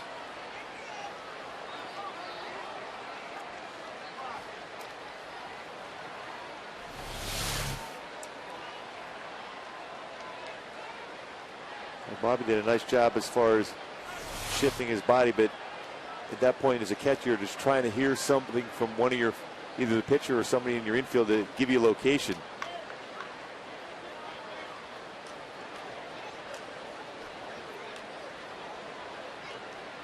Infield in now for the Halos. The 1-0 pitch. 2-0.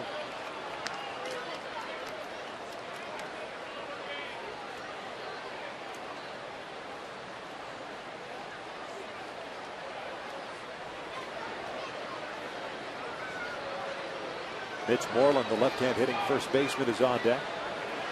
2-0 pitch. Swing and a miss. Good on speed pitch. 2-1. A good spot for that too. You got Torrealba looking fastball and a fastball count. Instead, Takahashi throws the changeup.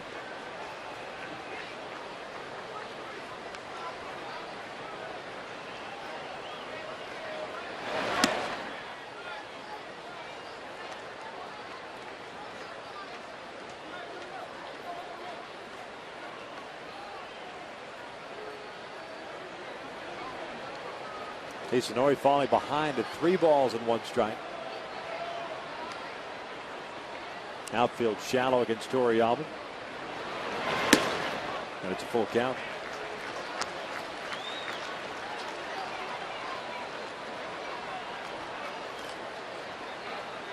Talk being a little more careful than his last outing against the Athletics. And he was real aggressive with his fastball.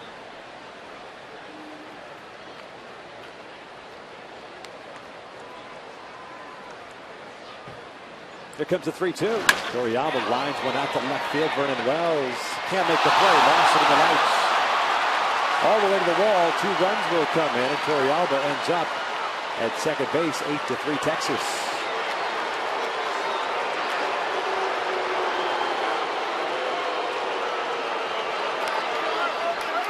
You see that often for a right fielder when the baseball's hitting those lights on the right side. Right here you can see Torrealba was able to jump on that fastball up. Vernon running in, has no idea where that baseball's at. Was hoping at the last second to be able to pick it up. Clearly did not see that it gets lost in that bank of lights above the first base dugout of the Rangers. Torrealba gets credit for a double. 2 runs batted in. And still 1 out. The book now closed on Dan Herron. 7 runs, 7 earned.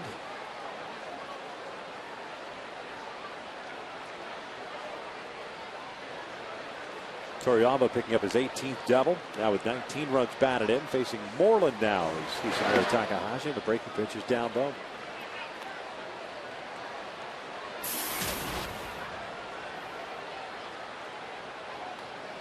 Moreland tonight 1 for 2. Had a double in the 4th inning.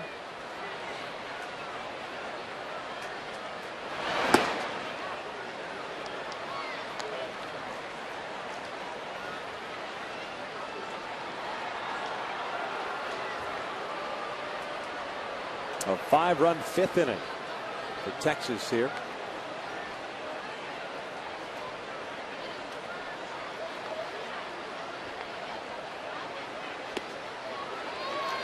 One ball, 2 strikes. And again, that Torrealba quote-unquote double set up by the fact that Takahashi falling behind, pitching from behind, getting into a fastball count, and Torrealba not missing it. Well, if you look at this lineup 1 through 9 for Texas, well, they don't miss many fastballs. The key is getting ahead of these guys, and you can throw all speed pitches to get them swinging pitches out of the strike zone. 2 outs.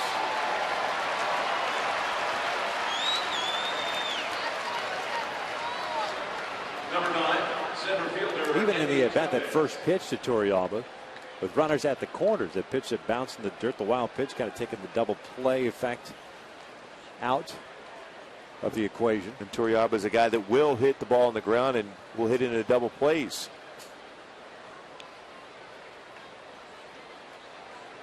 But if he gets a fastball, he can crush a fastball. We saw that line drive. It did the lost in the lights for Vernon Wells out the left, but it was hit well. Andy Chavez with a 1-ball, no strike count. Center fielder, 0 for 2. And a fly ball to center field his last time up.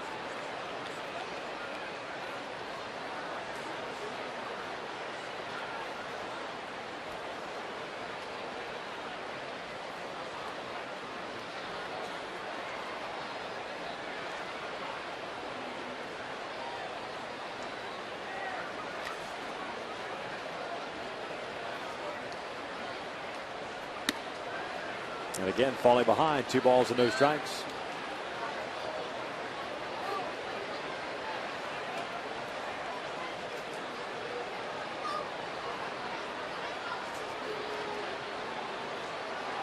Dan Herron giving up 7 runs, all earned. And 9 hits in his 4 1/3. Fastball is called strike, 2-1. Most runs allowed by Herron this season. Previous high had been 6 against the New York Mets back on June the 18th.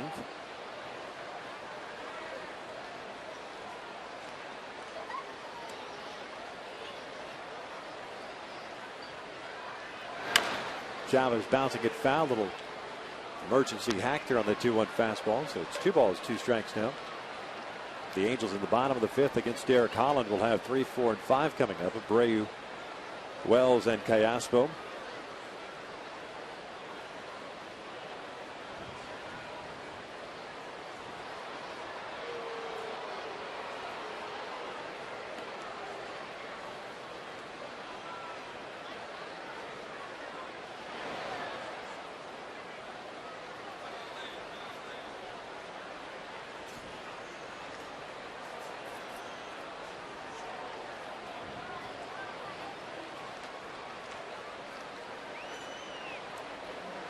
2-2 on its way.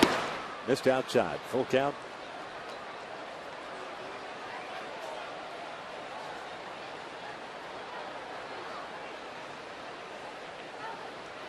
Ian Kinsler's the guy that started this inning off with a base hit to left field off Heron. Eventually scored the first of the 5 runs.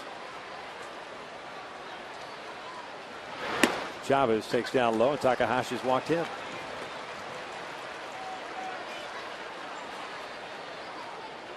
Number 5, second baseman. At some point, you got to start coming after guys, especially if you're coming out of the bullpen.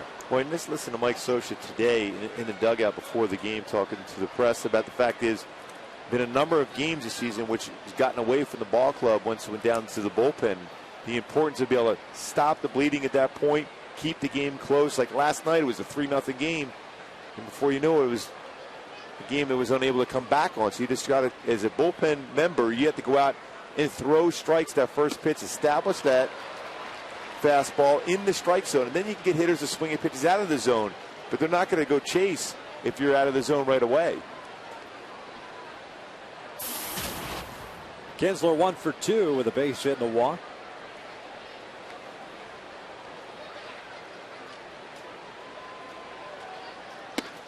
Lays off that on-speed pitch. 1 ball, 1 strike. Takahashi coming on with 1 out here. He's thrown 20 pitches so far. Gave up the blue base hit to Murphy. 2 RBI double by Torrealba that Vernon Wells lost. Kinsler pops this one foul and out of play. It's 1 ball, 2 strikes. You got Moreland to pop out on the infield, and then it's just walked Andy Chavez, put runners at first and second.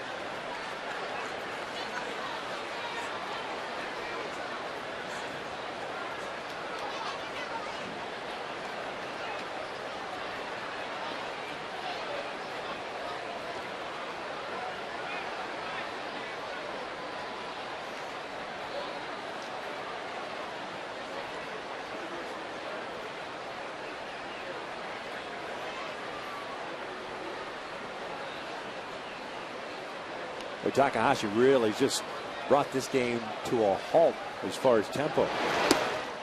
2 balls, 2 strikes. Very deliberate out on the mound.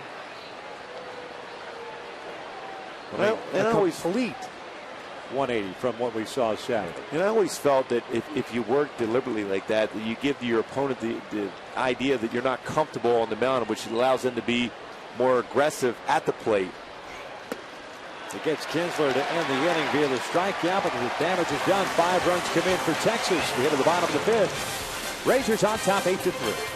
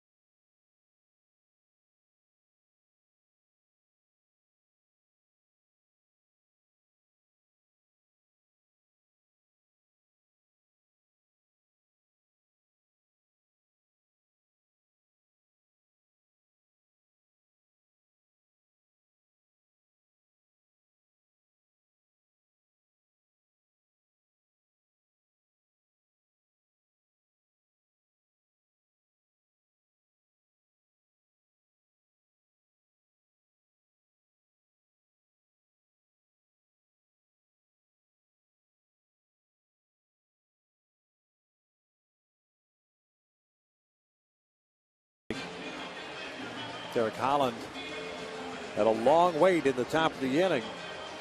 Worked out to his advantage as Texas dropped a 5 spot on Dan Harrod and Hisanori Takahashi.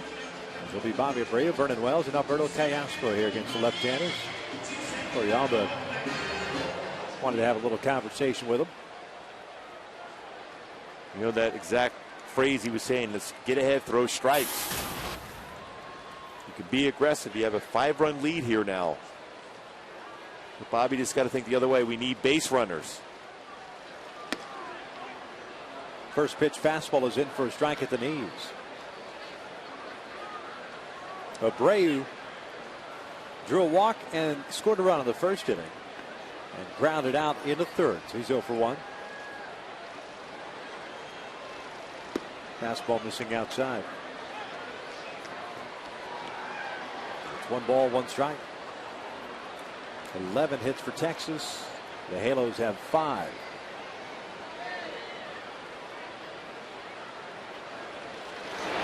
Bobby rolls over this one. It's Moreland. He's got it. 1 out. Kids, on Sunday, August the 7th, SpongeBob and Dora the Explorer will be at the Big A when the Angels host the Mariners at 12:35. All kids 2 to 18 will receive a SpongeBob shirt, courtesy of Nickelodeon.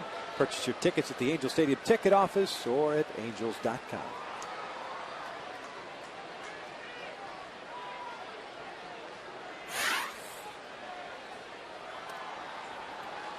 Vernon Wells takes a strike in at the knees, and it's 0-1. Vernon had that base hit that landed on the chalk down the right field line in the first, and a fly ball to right his last time up. Pulls this one to Beltre, 2 outs.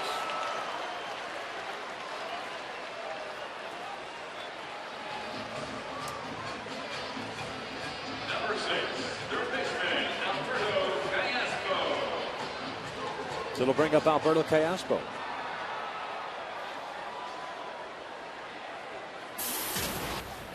So much for making Holland work. 2 quick outs here in the bottom of the 5th. Well, that's what you would like to see. Somehow get some guys on base, make them throw some pitches. That last inning, he threw a number of pitches. But he's not wasting any time right now. He's feeling it. 5 pitches and 2 outs. The 7th pitch of the inning is a strike, and it's 1-1. Alberto 1 for 2, a strikeout victim of the first. Hit a base hit to left field to third on a breaking pitch. This one out of play down the right field line. It's 1-2.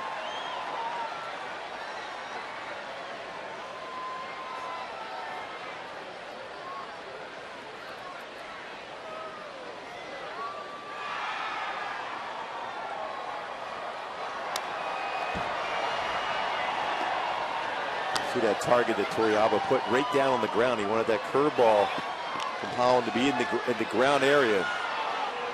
A nice job as far as positioning himself and setting up the target where he wants that pitch delivered. Took off a number of pitches, going away with the fastball. Foul into the seat, so the count remains at 1 ball, 2 strikes.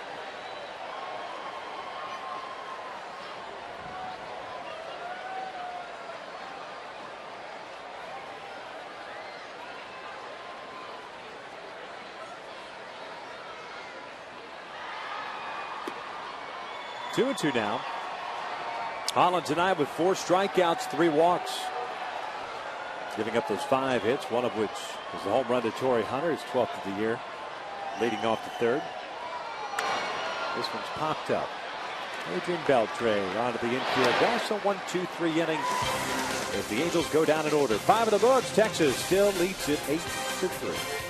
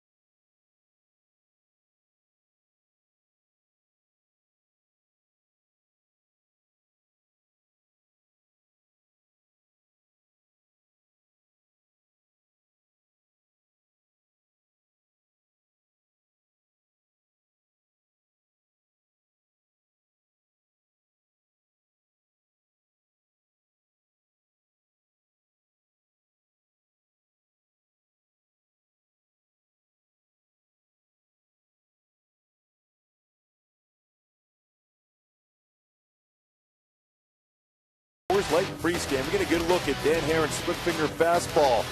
You see the grip right there, over the top, that stress on the elbow, and over top finish. Didn't have that exact zip and sink to that split finger fastball. And that was our Coors Light freeze cam, brought to you by Frost Brew Coors Light. Again, the reason why he didn't have that is effectively thrown today. That split finger or his slider, he was getting underneath it and then flattened out. Didn't have that either the cut on the slider or the dip in the split finger fastball tonight. Elvis Andrus takes a fastball upstairs to lead off the 6th inning for Texas. Andrus, Hamilton, and Beltre against Hisanori Takahashi.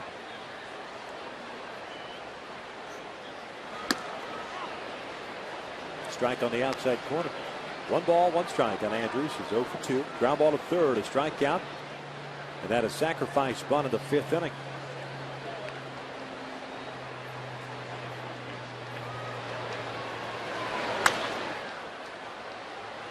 Late on that swing, and it's 1 ball, 2 strikes. Tomorrow afternoon, the finale of this 3-game set, a 12:35 start here at the Big A. Jared Weaver going for the Angels. C.J. Wilson going for Texas.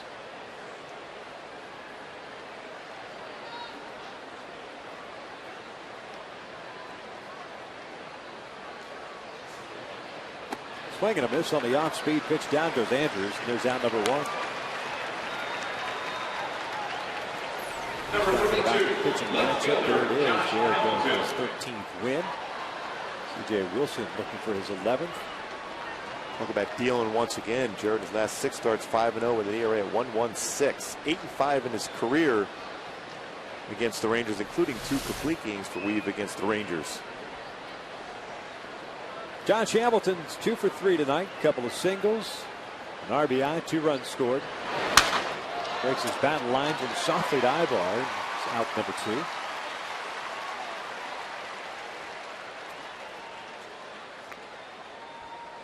Number 29, third baseman, Adrian It's a Beltre. complete shatter job of a gamer. He's had some good swings in his first 2 games of the series. Locked in. And quiet, comfortable swings through the zone for Hamilton.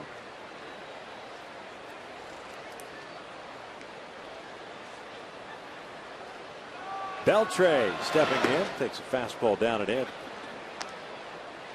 The Rangers have been put down in order just once. That was in the 2nd inning. But like last night, Texas jumped ahead with a run in the 1st. Angels answered with 2 in the bottom of the 1st. Got a run in the 3rd. It's been all Texas since. Seven unanswered.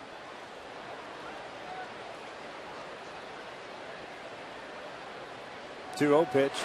Beltre takes a strike.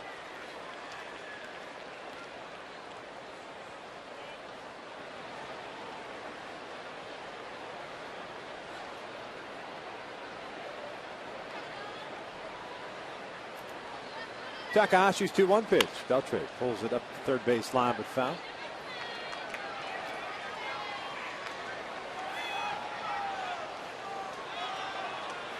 Lost tonight. The Angels fall 6 back of the Texas Rangers.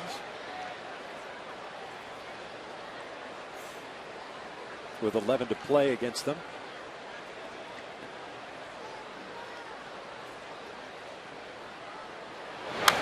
This one fouled back just over our heads. I was tracking you, by the way. I know. And it was coming back pretty quickly, too.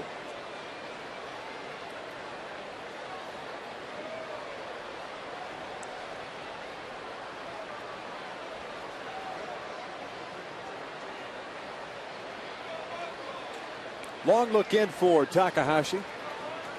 Another 2-2. This one bounce foul.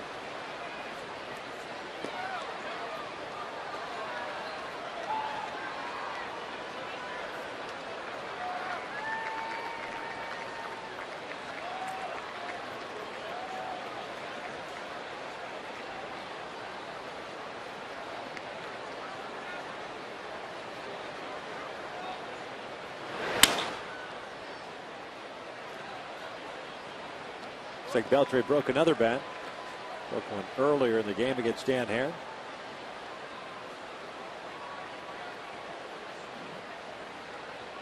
So he just continues to hack pitch after pitch. Whatever is up there, comfortable at the plate. And that's the thing. When you're seeing a hitter turn on a fastball, at times even off the inside corner, that's when you have to make him move his feet. Now, whether you can throw it down and in or anywhere you throw inside is to make him uncomfortable. Fouls this one off his foot. The baseball put into play.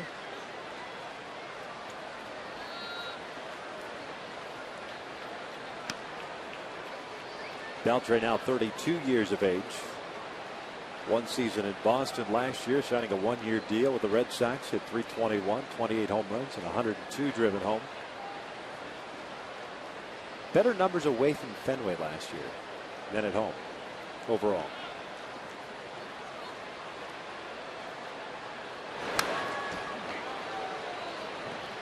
Well, that's surprising considering his swing that he has. Pulls a lot of balls foul to left, and that green monster is so close, it doesn't seem like it would have enough time to go foul. Halos start to get action in their pen again. Bobby Kazavov's up and loosening. Takahashi's thrown 37 pitches so far.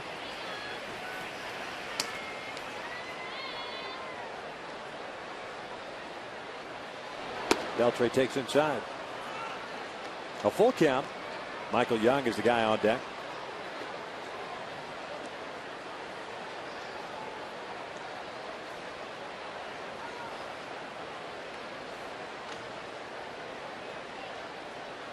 Free two. He walked him. A 2-out walk puts a man on for Young. Second walk that Takahashi has allowed. Number 10, designated hitter Michael Young.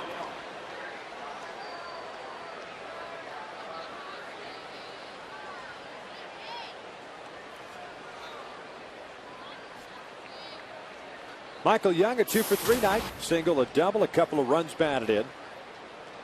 He's also scored a run.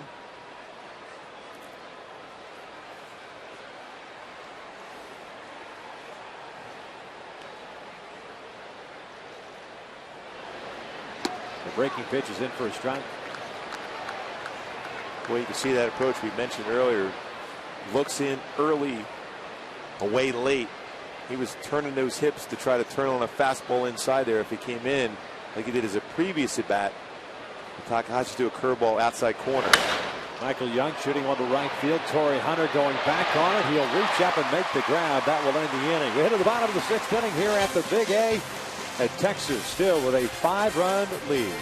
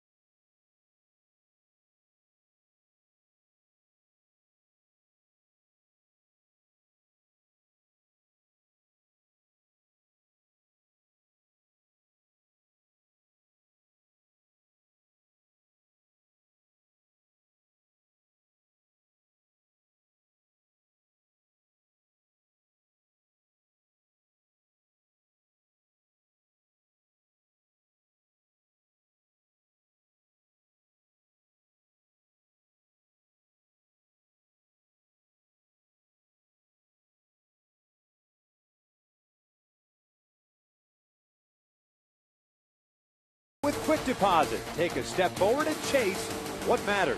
And by your Southern California Toyota dealers.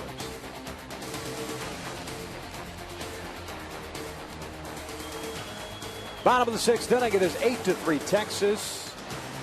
Derek Holland had himself a 1-2-3 shutdown inning in the fifth. And here in the sixth inning, it'll be Kendrick Trumbo Wilson against Holland, who has 4 strikeouts and 3 walks. And now he takes a strike on the outside corner.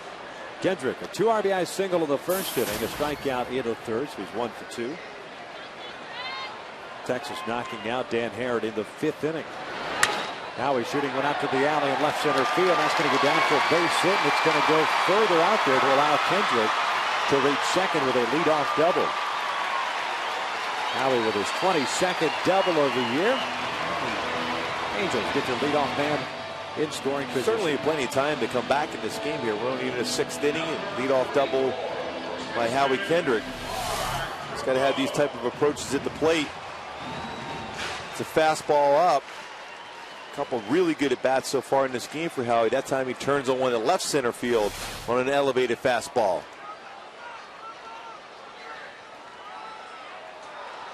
Mark Trumbo will step in now with nobody out and Kendrick at second.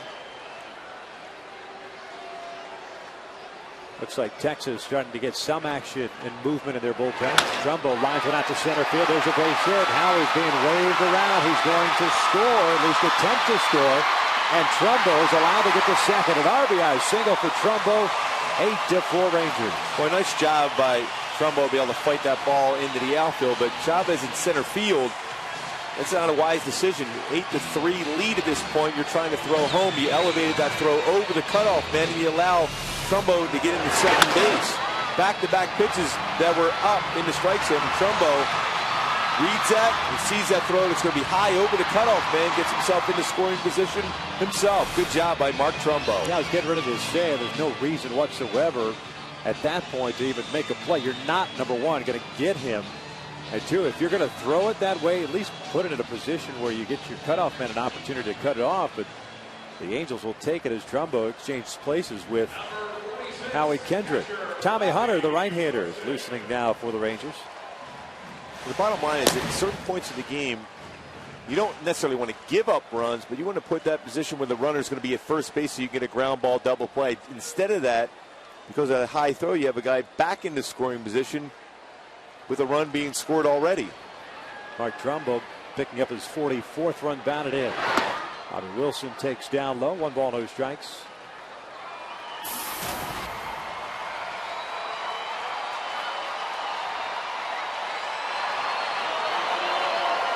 Bobby tonight is popped out and grounded out. He's 0 for 2.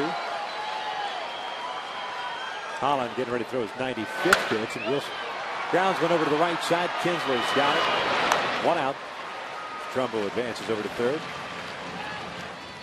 Well, this is a run you have to get across right now to cut the lead to 3. It's going to be 8-5. We're going to play the infield, middle part of the infield back, so any ground ball out's going to score a run. But we prefer a hit. The bottom line is you have to get closer in this game. Mike Trout is 0 for 1. He grounded out to Kinsler in the second inning. Drew a 4-pitch walk in the fourth.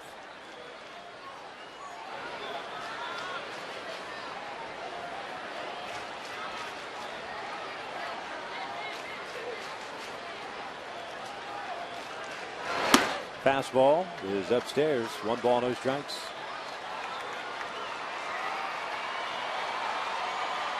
Bobby Caswell sitting down now. Horatio Ramirez, his newest Angel, is up and loosening. Called up before the game. Michael Kahn sent down to AAA. Trout takes the off-speed pitch outside. And it's 2 balls and no strikes. Leadoff man Eric Ibar is on deck. Trumbo standing at third. The outfield, at least left and center, Hamilton and Chavez respectively, somewhat shallow. Rangers playing Trout the opposite way. This one's fouled back. Good cut on a 2-0 fastball there. It's 2 balls and 1 strike. When you're looking in and watching the game, you see Derek Holland shaking his head twice on a 2-0 pitch. That was by design by Torrealba behind the plate, just to give that sign to shake it off. This way you try to confuse the hitter.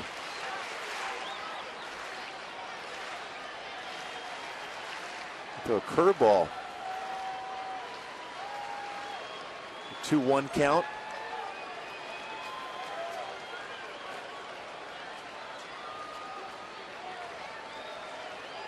2-1 pitch. Ground ball towards short. Backhanded by Andrews. That'll bring home the run. Trout legs it out, an infield base hit. That is ridiculous speed. I watched Andrews the whole time, never even once thinking about the possibility, because Andrews has a terrific arm. Holy cow, infield base hit, an RBI for Trout. 8-5 Texas. And Andrews just looking around saying, how did he beat that out? I'll tell you what, if he's playing football, that'd be a pretty difficult tackle. Can you imagine him and Brian Downing running into each other? That's unbelievable. He beat that ball out. Yep. I mean, Andrews has an incredible arm at shortstop. So Trout picks up his second RBI. Okay, bottom line, got to run across because of that good base running by Trumbo. And Trout doing his job, hitting the ground ball at the very least, the middle part of the field, so he can score the run and ends up getting a base hit out of it. Ibar looks at a fastball for a strike, the 100th pitch of the night for Derek Holland.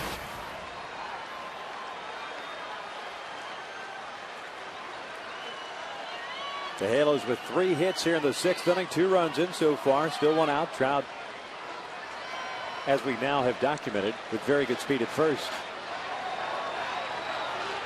0-1 pitch. Ibar fouls that pitch, a breaking ball. And it's no balls, 2 strikes. Eric, a 1 for 3 night, had a base hit in the 4th inning. He's also lined out, hit a fly ball to right.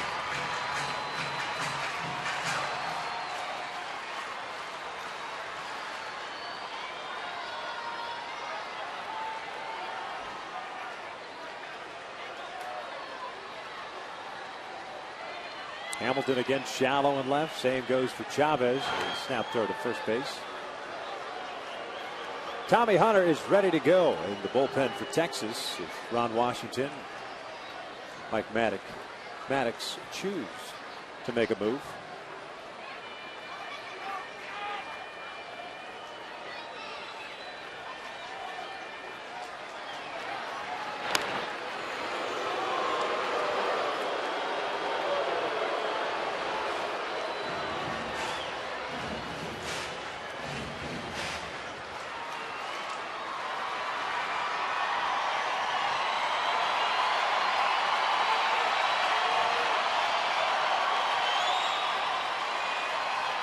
Oh, 2 to Ibar. Fouls it off to the right. Holland elevating a fastball there. He's done that a number of times in this inning. You would think this is probably be his last batter. With Torrey Hunter on deck, who's hit a home run against him back in the 3rd inning. And Hunter, a right-handed pitcher, going against a right-handed batter.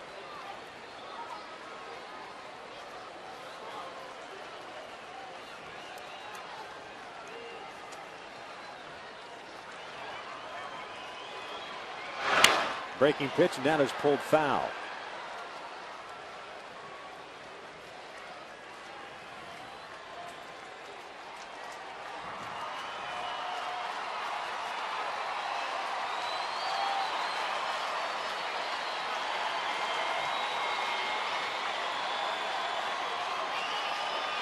.103 pitches thrown by Holland, 4 strikeouts with 3 walks, but he's given up 3 hits here in the 6th inning. Trout with a good lead at first. Another 0-2. Ibar hits one out toward the alley in left center field. This one's got a chance to get down, and it will. Trout around second, heading to third. He's going to be waved around. No play at the plate. 8-6 ball game as Eric Ibar delivers an RBI double.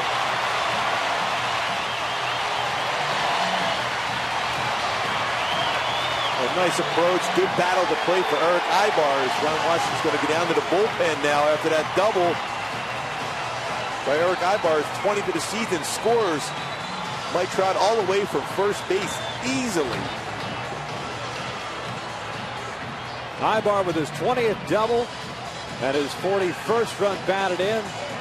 And the Rangers starter Derek Holland is done for the night. Tommy Hunter's coming into the ball game with 1 out here in the 6th. The Angels trailing at 8-6.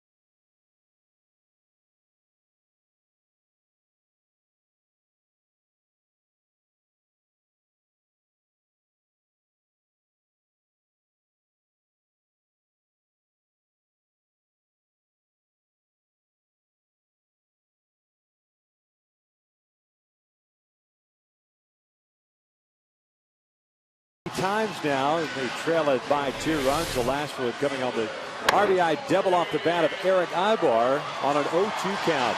0-2 count.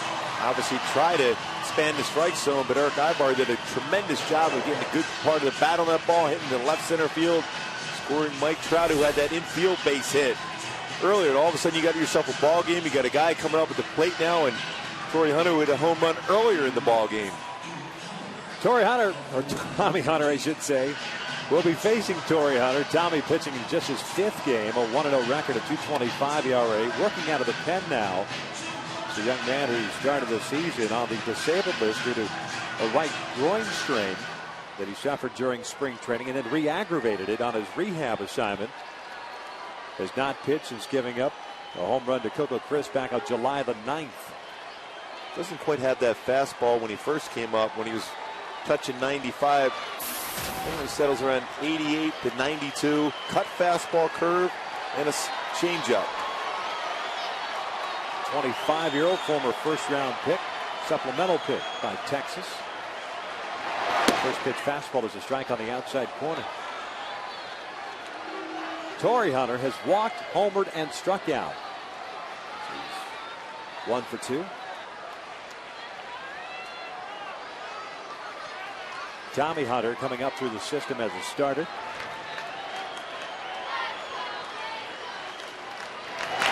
This one sharply hit towards second. Kinsler's dead. Drops as Ibar advances to third. Well, we talked about Torrey hitting the ball to the right field.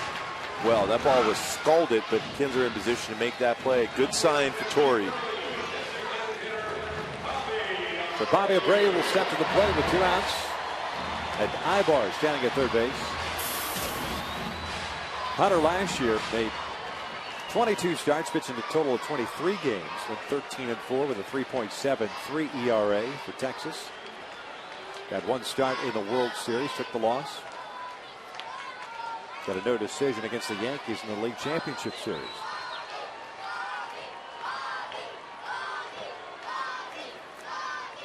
Abreu with a walk and a couple of ground outs. 0 for 2. Swinging the first pitch fastball. It's no balls in the strike. Ron Washington would like to see Tommy Hunter kind of be what Ogando was for him last year out of the bullpen, that bridge to the late part of the game for the club. You can see right now he's not holding back on that fastball. His fastball's been popping at 95, 96 so far. Breaking pitch, foul back, and it's 0-2. Ramirez on the left. Scott Downs has joined him.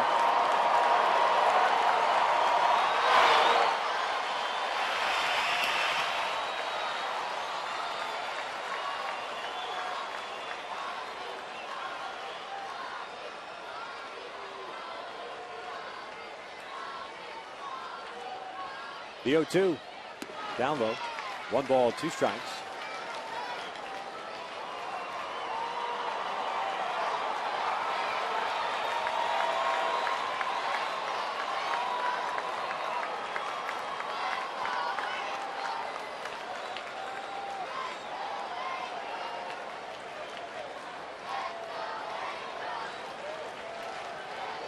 Two doubles and 2 singles for the Angels here in the 6th inning. 3 runs in so far. Ibar standing at third. And the 1-2. Bray lays off the breaking pitch. 2 balls, 2 strikes.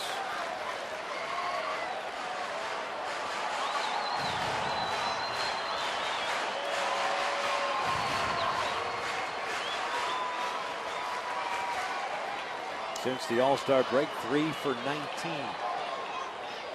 Pretty good hitter after the break throughout his career.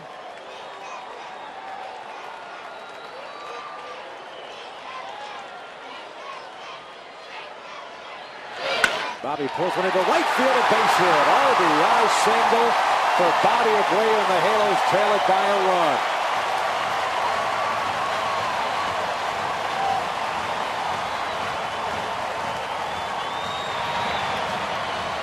It's an old-fashioned slugfest so far in this game.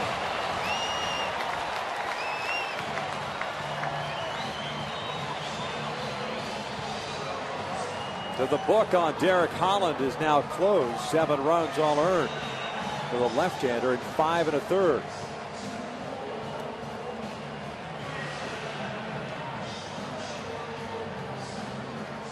Seven earned runs allowed by Holland tonight, the most he's allowed all season long.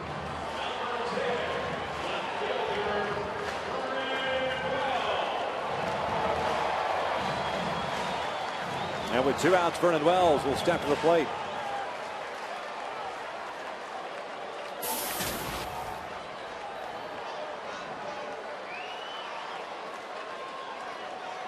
Vernon tonight 1 for 3. A single, a fly to right, and a line out to Beltre. The first pitch is a breaking ball for a strike. Bobby, if you give him the opportunity, will take off for second base. 13 stolen bases this year. He's been caught 4 times. He's second on the team behind Ibar. Quick throw over there. Abreu's back.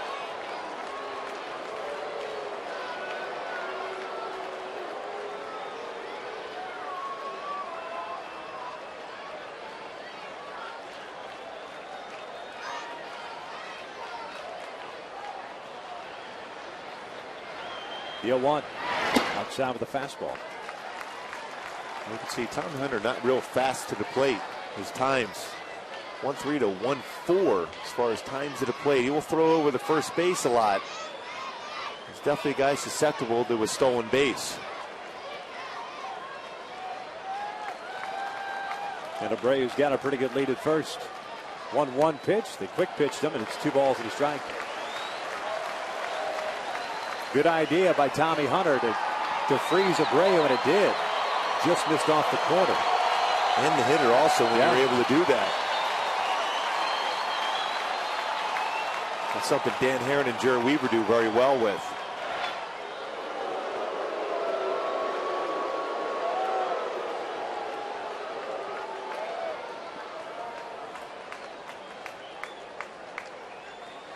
Four runs in for the Angels here in the bottom of the 6th inning. 8-7 Texas. Vernon Wells, the 8th man to hit as Abreu takes off. The throw down to second is not in time. A stolen base. Bobby kind of slid a little too soon. Saw that at the plate also. Starts to slide, and a number of times this season where that cleat gets caught in the dirt before his foot gets on the base. See right there, gets stuck, and then Kinsler tries to apply the tag, a sweep tag, but he misses it. Bobby's safe at second. 14th stolen base of the season. 3 balls and 1 strike on Vernon Wells with Alberto Callaspo standing on deck. A tying run in scoring position. 3-1 on its way. Vernon chops one foul up the third base side.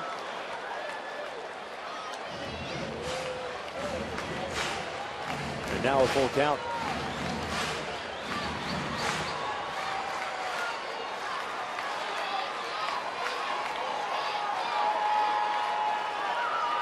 Abreu picking up his 386th career stolen base.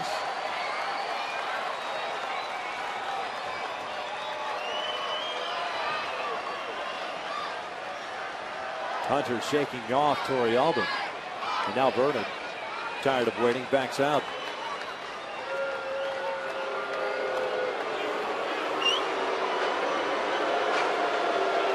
And my thought process right here, Tommy Hunter's going to throw a breaking ball. Saw that earlier when Torrey Hunter was up on a 3-2 count back in that 4th inning. With a couple guys on base. Took their chances, an open base. Even though you have Callaspo who will hit from the left side against Hunter, more likely a breaking ball. Here comes the 3-2. Vernon checked his swing. Did he? He did.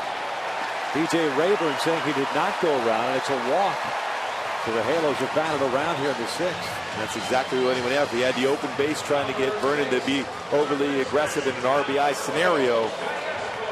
Vernon was able to hold off and not swing at that breaking ball in the dirt.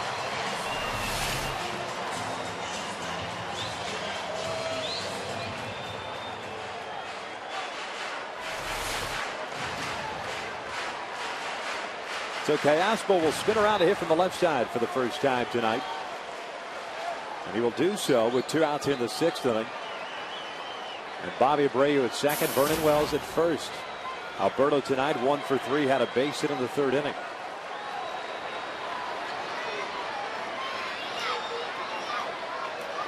Tommy Hunter's first pitch is a fastball, and it catches the outside corner for a strike. They play Callaspo the opposite way. Kind of an overshift the opposite way. Josh Hamilton toward the line, Andy Chavez toward the alley in left center, David Murphy out toward the alley in right center field. Adrian Beltre off the line at third. This is a chopper toward the hole. Elvis Andrews has a jump for the first base. Callaspo rakes it out of infield, base hit. Ron Washington's going to come out and argue with DJ Rayburn. And because Beltre took a couple of steps to his left, it did not give Andrews the opportunity to flip the baseball to him at third base and try to get the force out there, leaving him with a jump throw over to first. And you're exactly right. They might have had a play there at third base. A strong throw. Foot got in there before the ball went into the glove of Moreland at first base. The call was right. See, foot down, ball just getting into the glove. Callaspo safe first. Bases loaded once again. What a great view right there. The guy's doing an outstanding job of being able to see that baseball going into the glove as Callaspo's foot was on the base at that particular point. Here's Howie Kendrick with the bases loaded and 2 outs. Swinging first pitch, right into the alley, left center. Barreled it down for a hit. Abreu will score, Wells will score, and the Angels are on top 9-8.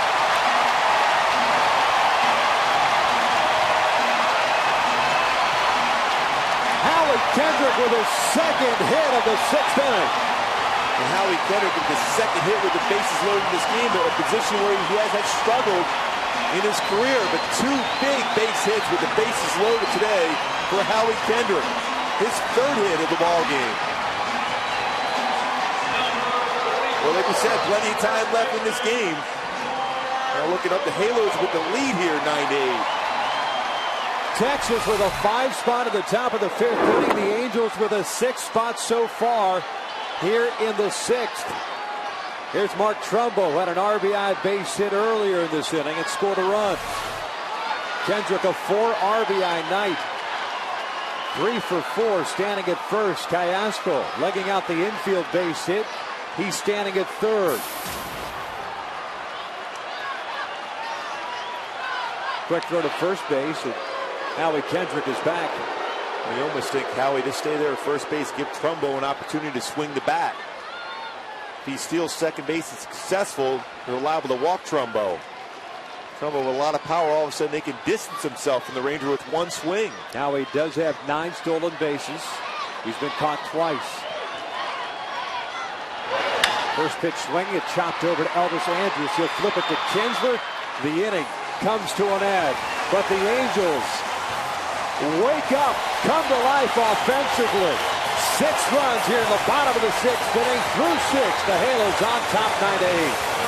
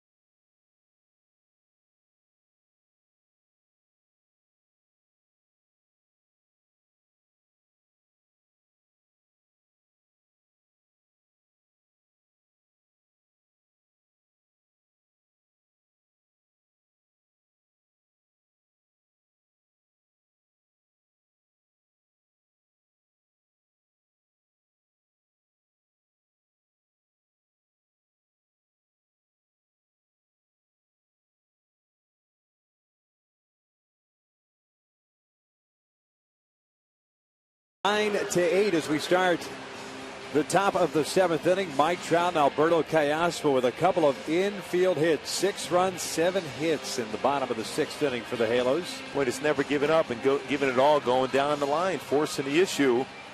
And now the Angels with the lead, and Scott Downs in the ball game here.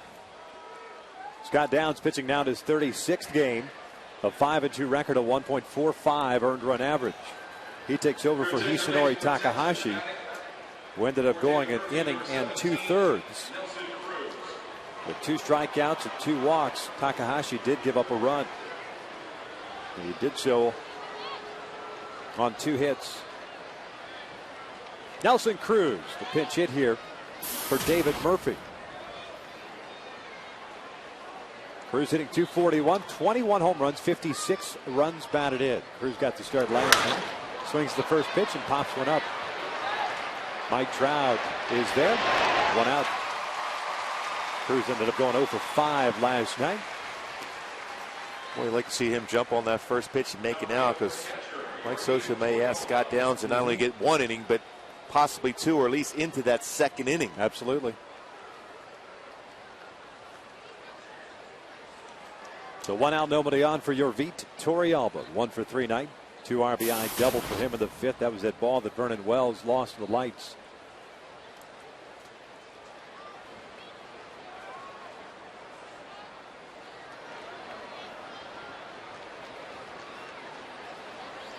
Torrealba takes a fastball for a strike.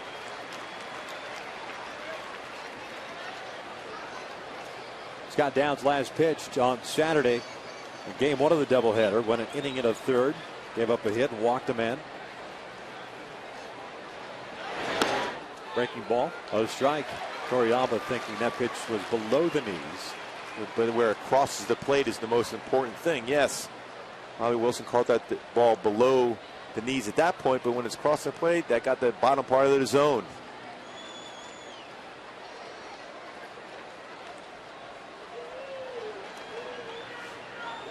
Here comes the 0-2 inside. A 1-ball, 2-strike count. It looks like at that point now, Scott Downs has Torrealba set up for something away.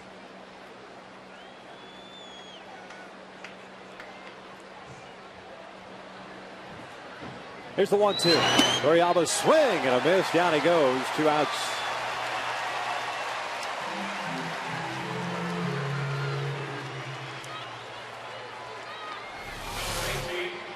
Boy, great spot. Starts on the outer half and down below the strike zone on that curveball.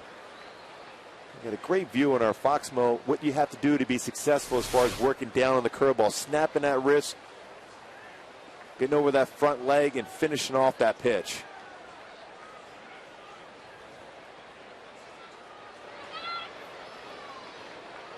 Mitch Moreland, the first baseman, steps in, takes the breaking pitch down and away. That's 1 ball, no strikes. Moreland is 1 for 3, had a double in the 4th inning.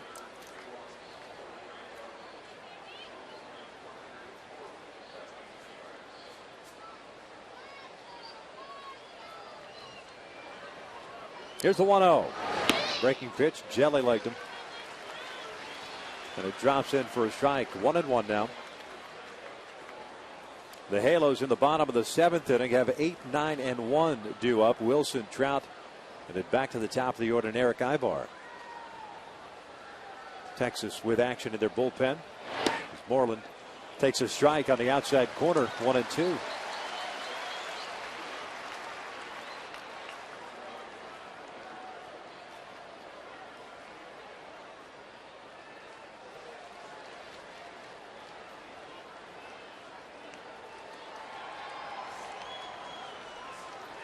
One, two, outside.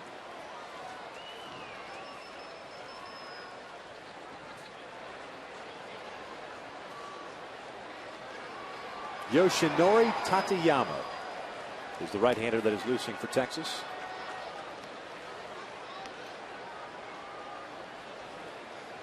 Here's the 2-2.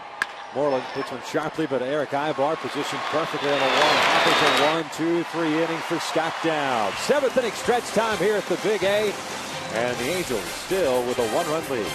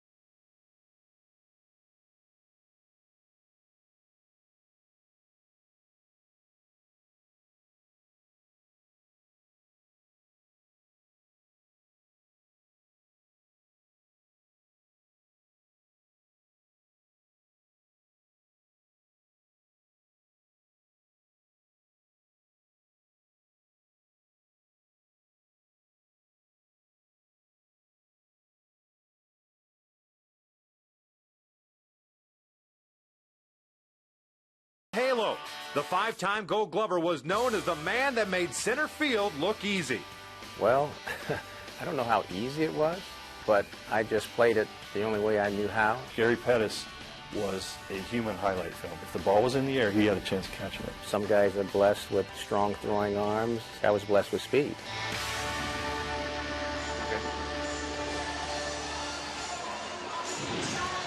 Here in the bottom of the 7th inning, the Angels with a 9-8 lead. We'll take a look at our Farmers Insurance report card of the night. Dan Herron obviously struggled there. 4 1/3 innings, pitched 7 earned runs, which is a season high for him. Texas had 5 runs in the 5th, but the Angels responded with 6 in the 6th. The Angels with 23 come from behind victories, which leaves the American League in position to do once again come back and get this big game here to even up this series against the Rangers. Second reliever of the game for Ron Washington and the Rangers. It's Yoshinori Tateyama, the young man, a relatively young man from Osaka, Japan, in his first season in big league baseball, signing on with the Texas Rangers. Comes on with a 1-0 record, a 4.26 earned run average, just 5'10" tall. Signing a 1-year deal with a couple of club options for him. Yeah, Tateyama is a guy that wants to sink the fastball. Has a good breaking pitch from that arm angle he delivers from, but he wants to stay down in the strike zone if he can. Deceptive delivery. Bobby Wilson swinging through that first pitch, and it's no balls and a strike.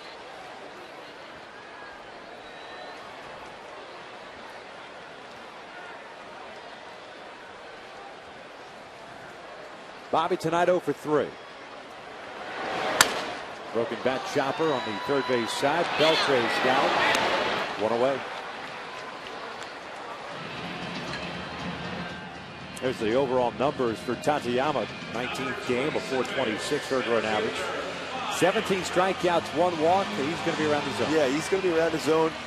Kind of similar where you see Brad Ziegler up in Oakland as far as working down, not overpowering with the fastball, 85 to 88 range. Obviously, the goal as a hitter against him is bring him up in the strike zone.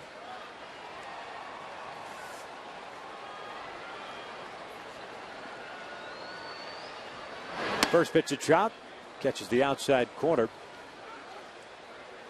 And it is 0-1. Well, that big infield hit for Trout really got that inning going, too. Prolonged it. Incredible to be able to beat out that ground ball to Andrews at short, who made a strong throw across the diamond. Swinging a miss on the frisbee slider. And it's no balls and 2 strikes. Trout 1 for 2 with that infield base hit, picking up his second RBI.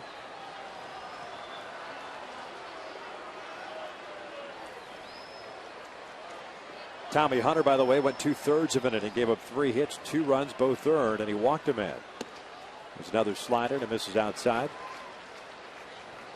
1 ball, 2 strikes.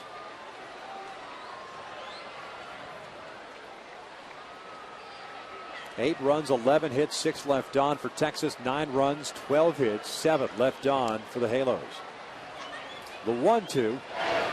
Swing and a miss on a breaking pitch. 2 outs.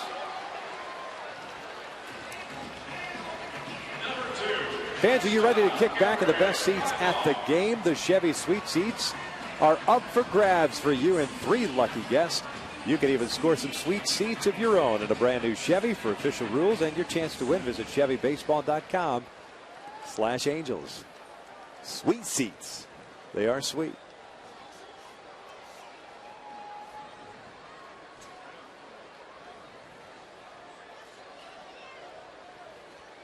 Here's Eric Ibar with 2 outs and nobody on. Fouls off the first offer. Ibar 2 for 4, single, RBI double. He's also scored a run. That 6-run, 6th inning for the Halos, the second time they've scored that many runs in an inning. The other coming on May the 20th right here against the Atlanta Braves. They scored those 6 runs on just 4 hits. Foul back. Boy, tough to stay back on a slow pitch like that. It's 76 miles an hour.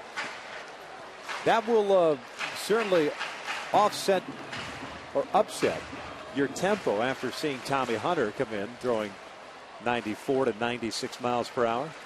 Boy, we always talk about sometimes it's very effective to throw below the hitting speed, and that certainly was one of those pitches.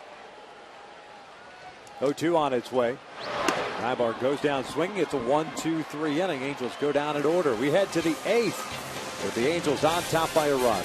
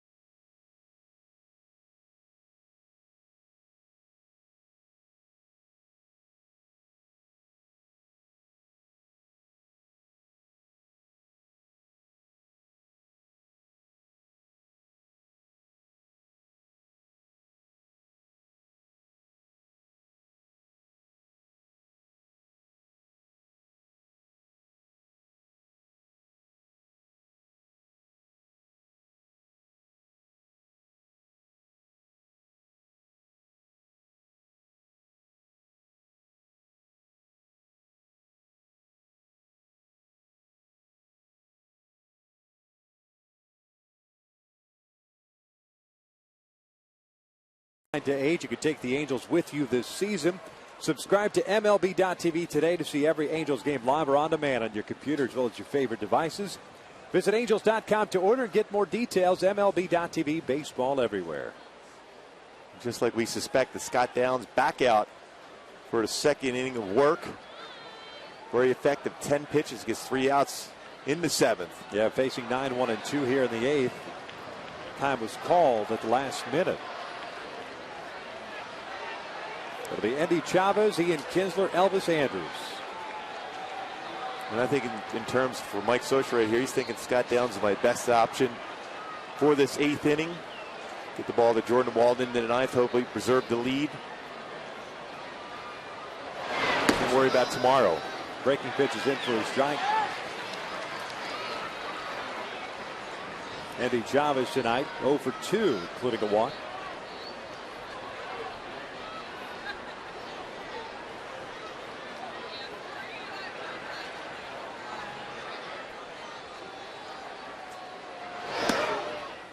No balls, 2 strikes.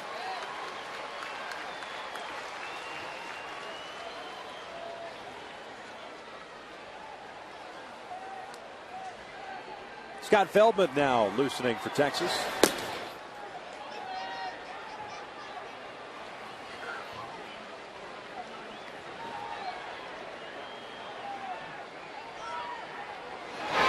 Chavez bouncing this one foul off his body. So the count remains at no balls, 2 strikes. Well, Scott Downs so effective throwing inside against left-handed batters. Most times left-handed special side of the bullpen will throw fastball away, but then breaking ball, breaking ball, breaking ball a little bit further off the plate. But he's very effective going inside.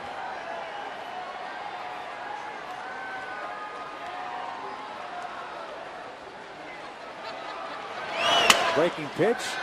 Tried to bring it with him. Downs knocks it down. He records the out at first.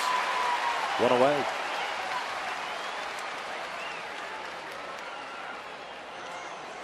Back to the top of the order now with Ian Kinsler stepping up.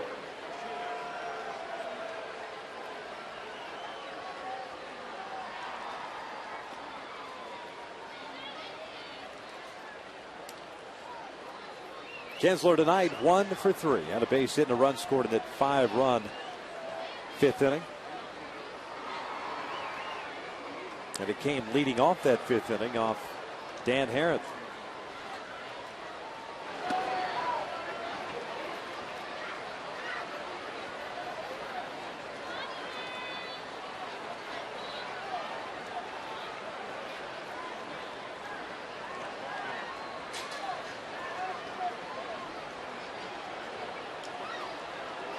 One 0 pitch outside, 2 balls and no strikes. Kinsler, a guy you got to be careful with, the ability to drive the ball out of the ballpark. 15 home runs this year. I think you make him hit the big part of the yard, go away with the pitch, make him hit the right field. Very good power to the left field and left center. Things have cooled down here tonight, so I think the ball would jump out to the alley as we saw it earlier today. As this one grounded to short. Looked like maybe that eye bar just a little bit. 2 outs. I don't know if that ball stayed down on him or what, but a little trouble with it. You see that little smile on his face. And yes, that baseball stayed down all the way through. A lot of times you'll have a little bit of a hop as it gets close to you, but that stayed low to the ground. Again, we're seeing 2 shortstops today in this game that have some of the strongest arms in the game.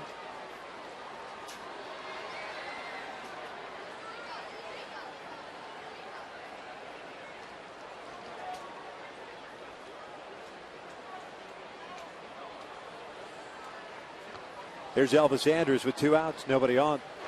Andrus fouls one off to the right.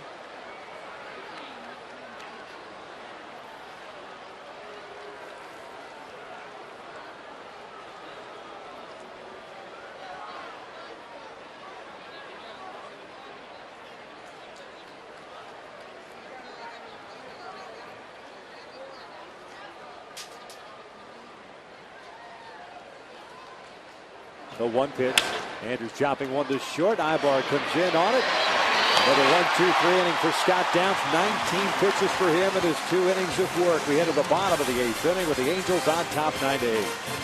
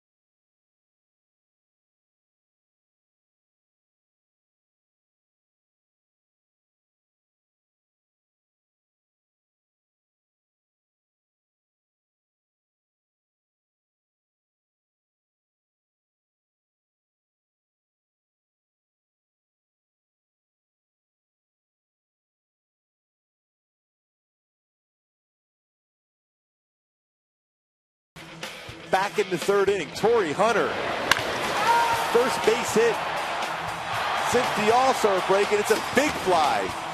Home run number 12 for Torrey Hunter. An opportunity to be able to provide some insurance here as he leads off the bottom of the 8th inning. Tateyama still in the ballgame. He had a 1-2-3 7th inning, including a couple of strikeouts of Trout and Ibar. And here in the 8th, it'll be Hunter, Abreu, and Wells.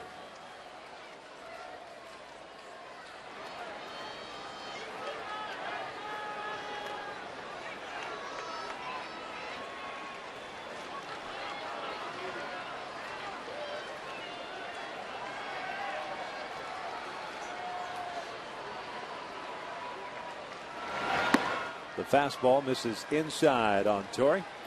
1 ball, no strikes. Hunter 1 for 3. Had a home run in the 3rd inning, a strikeout in the 4th. A ground out in the 6th inning. Had a walk and a run scored in the 1st. The home run for Torrey is 12th of the year. Just below the knees. 2 balls and no strikes.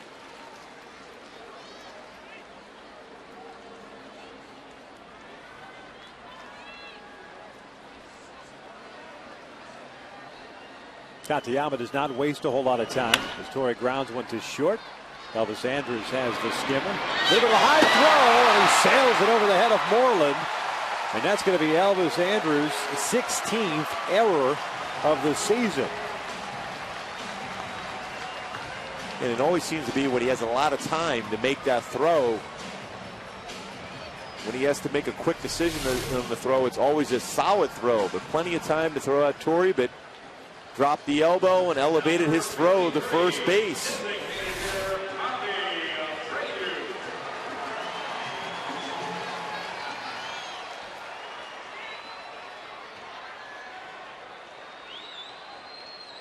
Here's Bobby Abreu.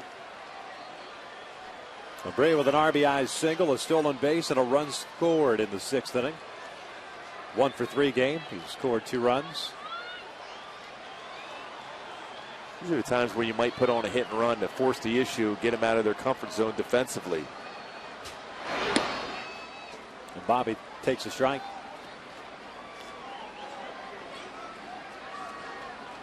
Dino Evil flashing the signs. Torrey Hunter standing at first. Torrey with 3 stolen bases. Haven't been caught 4 times. Quick throw over there. He dives back in safely.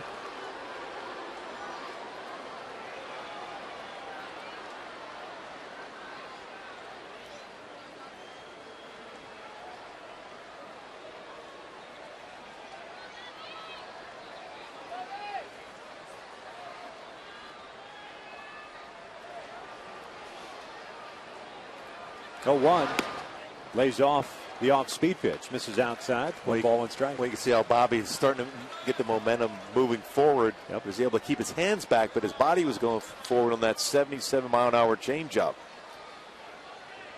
Bobby's so good as far as keeping his hands back in the strike zone, particularly when he's seeing the ball well and in a good streak.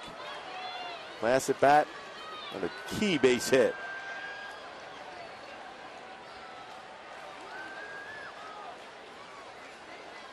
Quick throw over there.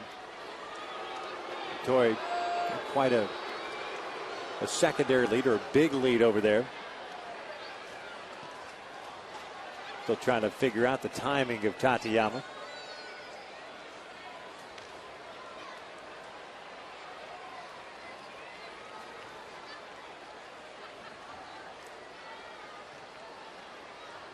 The 1-1 outside. Did he go? Nope. Darrell Cousins says Abreu did not. And it's 2 balls and a strike.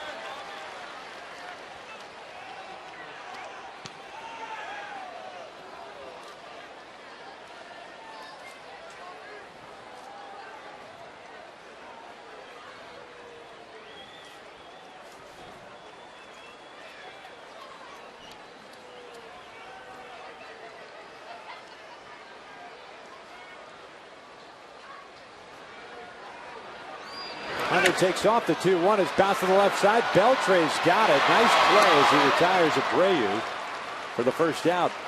Torrey advances to second. If Beltre doesn't get that ball, Torrey standing at third. Yeah, it's the first and third, but Beltre covered a lot of ground. Probably did a nice job as far as tough pitch to be able to try to do a whole lot other than hit the ball on the ground and hope for some results.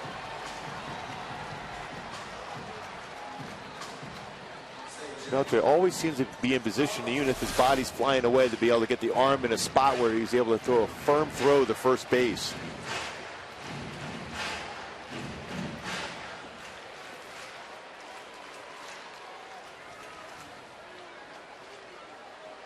So man in scoring position for Vernon Wells.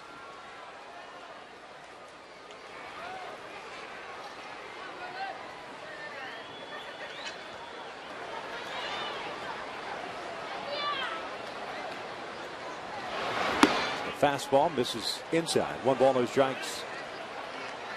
Wells has had a 1-for-3 game. Had a base hit back in the first. Walked and scored in the 6th inning. He's able to check his swing on that 3-2 pitch. Keep that inning alive.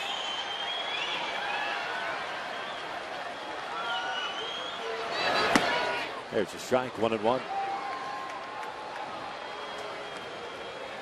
Might have been his best fastball to hit. Or in this sequence, that was an 87-mile-an-hour fastball that ran to the inner half. You can see a hitter's reaction when they feel they missed their pitch.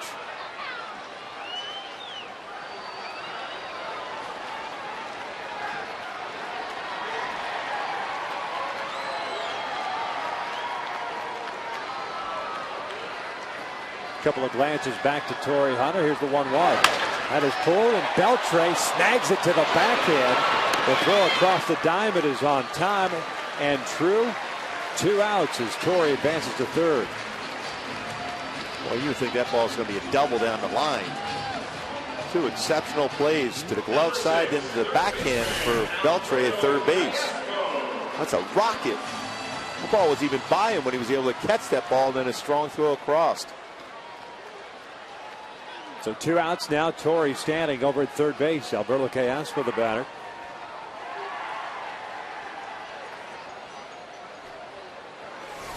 Looking ahead to the Rangers' 9th inning. They've got going to walk him here.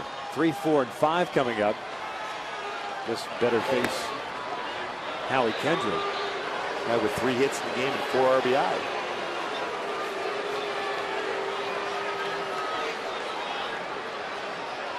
Lefties coming into this ball game hitting .303 against Tateyama. Righties just .205, so take your chance, I guess. With ball 3. We're getting back to the 9th. Hamilton, Beltre, and Young. The heart of the Rangers order. That's where the Halos could use some insurance run. The runners at first and third with 2 outs here. Howie Kendrick coming up. A 3-for-4 game. This one out to the alley at left center field. A 2 RBI single for Howie. He's had 4 RBIs in this game. 5th career 4+ RBI ball game. His career high is 5.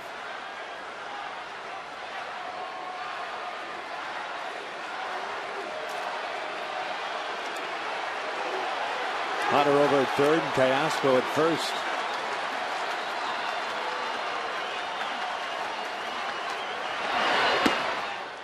Sliders in there for a strike.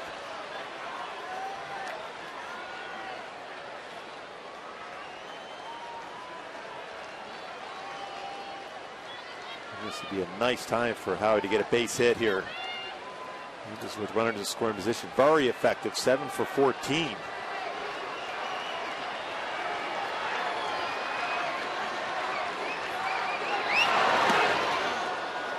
Sinking fastball down and in.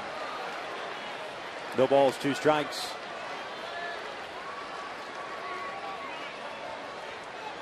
Jordan Walden's ready to go in the pen. The question is, you have the option of bringing Scott Downs back out and face Josh Hamilton to get the first out and then bring Walden in, or maybe Mike Scioscia wants Walden to pitch a clean inning. Bring him in. 0-2. Slider. Check swing. Did not go. 1 ball, 2 strikes. And most times over the years, Mike Scioscia will bring the closer in to start the inning more than have a specialist, where it be a lefty versus lefty or righty versus righty, whatever it may be. Scott Downs certainly was outstanding in his 2 innings pitched so far tonight. It's still an option for Mike Scioscia, lefty versus lefty there. Third to first move.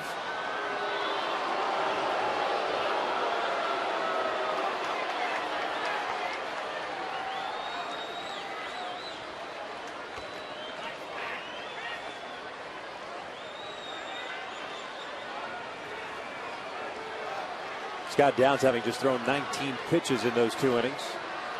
Another 1-2. Breaking pitch, and he got him.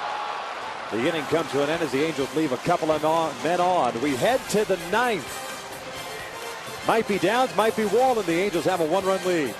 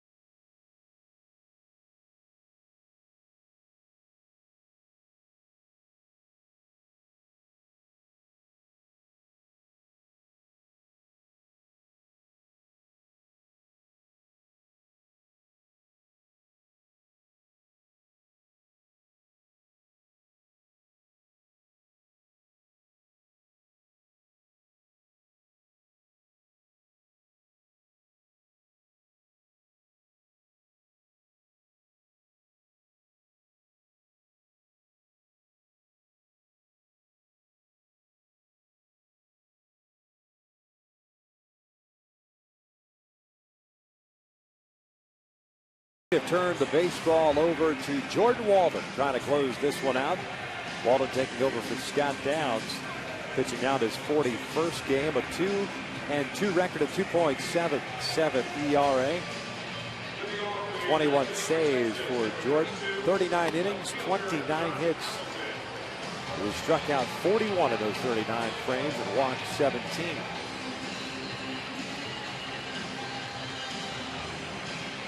And it's that ability to have the confidence to challenge with the fastball in your zone. Make them hit the balls at the big part of the yard. Jordan last pitch in game 1 of the doubleheader on Saturday went 1 inning, gave up a base hit. That's when he notched his 21st save.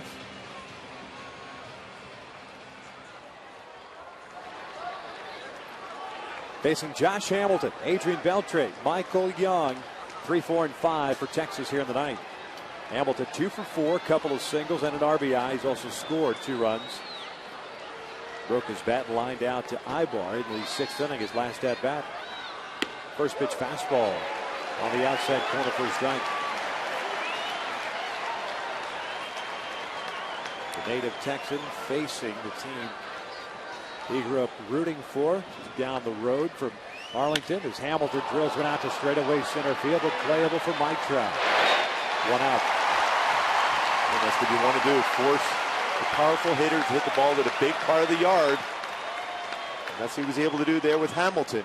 Number 29, third baseman, Adrian Beltre.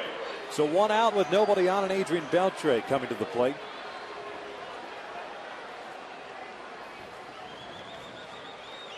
Beltre 2 for 3. A single, a double, and a fly ball to right. He's also drawn a walk.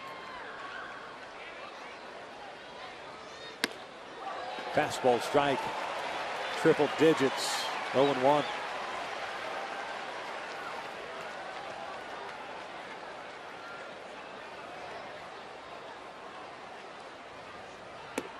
Breaking ball.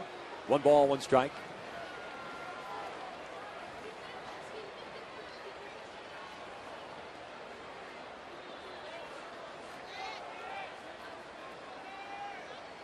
One pitch.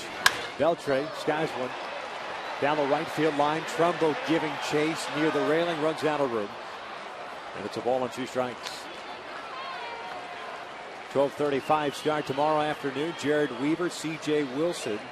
The finale of this 3-game set.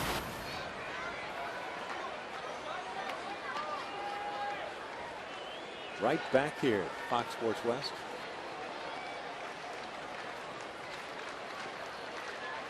Here's the 1-2. Just got a piece of it on that slider. And the count remains at a ball and 2 strikes. Well, you think you made the perfect pitch there if you're on the hill. You get a batter to swing at that one. Thinking you're going to get a swing and miss, but Beltre was able just to get a piece of it. Fastball away. Almost got him to chase it.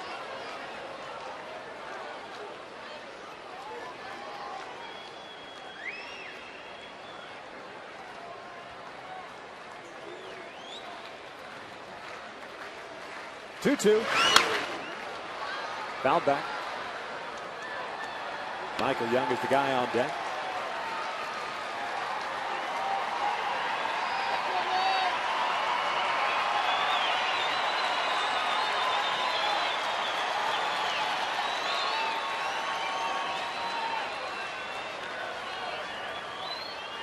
Got him swinging. Down goes Beltre, 2 outs.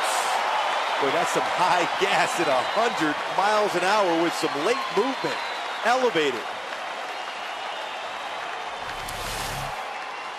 We're going right after with the fastball. Upstairs and by him.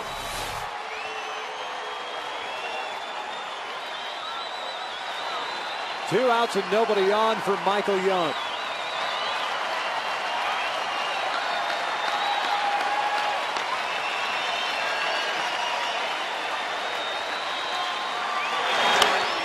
First pitch swinging, pops one up near the dugout. This one will reach the seats. It is 0-1.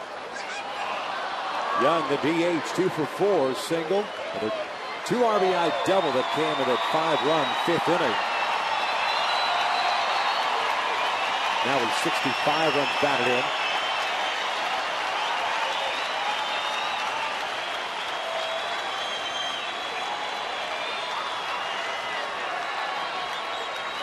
Oh, 1 pitch.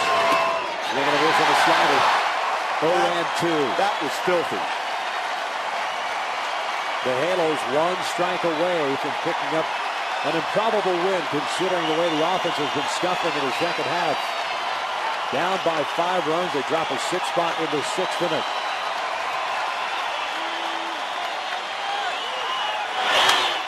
Fouled off to the right, so the count remains at 0-2.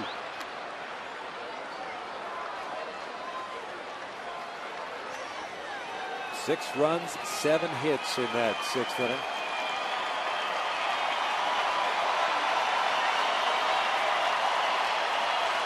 Trying to snap the Rangers' 12-game winning streak. Here's the 0-2. Breaking pitch pulled down the line. It's off the bag and off the glove of Callaspo, headed toward the corner. Wells had a long way to go, and Young will stop at second with a 2-out double.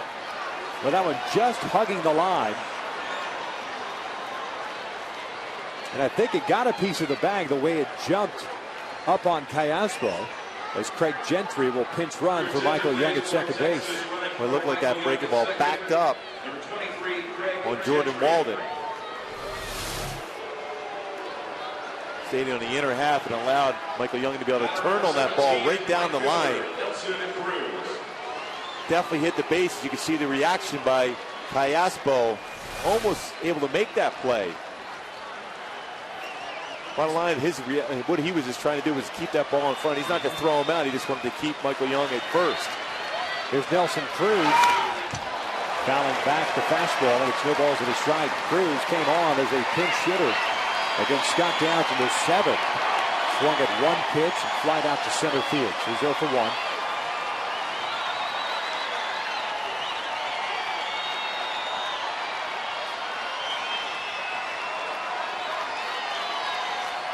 Gentry with a big lead at second. Here's the 0-2. Or 1, pardon me. Gets by Bobby Wilson. And it's 1 ball, 1 strike. And now the tying run standing at third base. The charge, Jordan Walden with a wild pitch.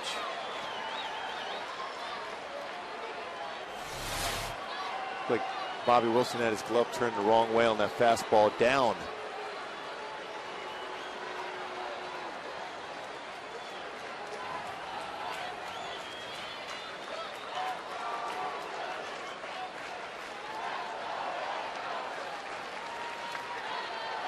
Long conversation on the mound with Mike Butcher.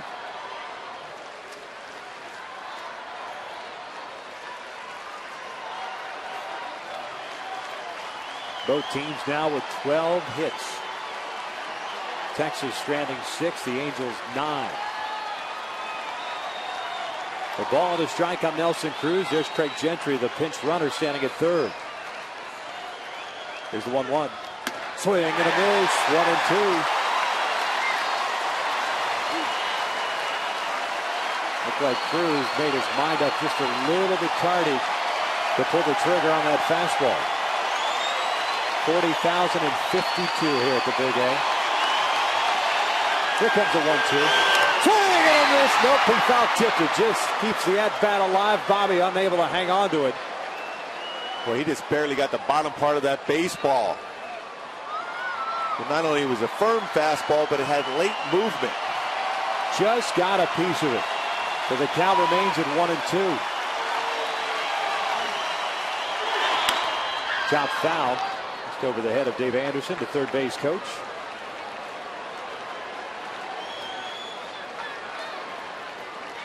Or do you try to go upstairs like he was able to get Adrian Beltre to swing at that fastball up? If you have that plane, he's looking down in the strike zone, elevate, difficult to catch up to. Another 1-2. Swing and a miss that time. Foul tip, hard on by Wilson. Light that baby up as the Angels take game 2 by the final of 9-8. Well, you talk about an incredible comeback. 6 runs in the 6th inning. Some key at-bats throughout that entire inning. Eric Ibar with a big double. Howie Kendrick with a double to start that inning. Mark Trumbo. Mike Trout with an infield base hit. Callaspo with a base hit in that inning. This is an incredible team victory. Scott Downs, excellent release work. 2 shutout innings.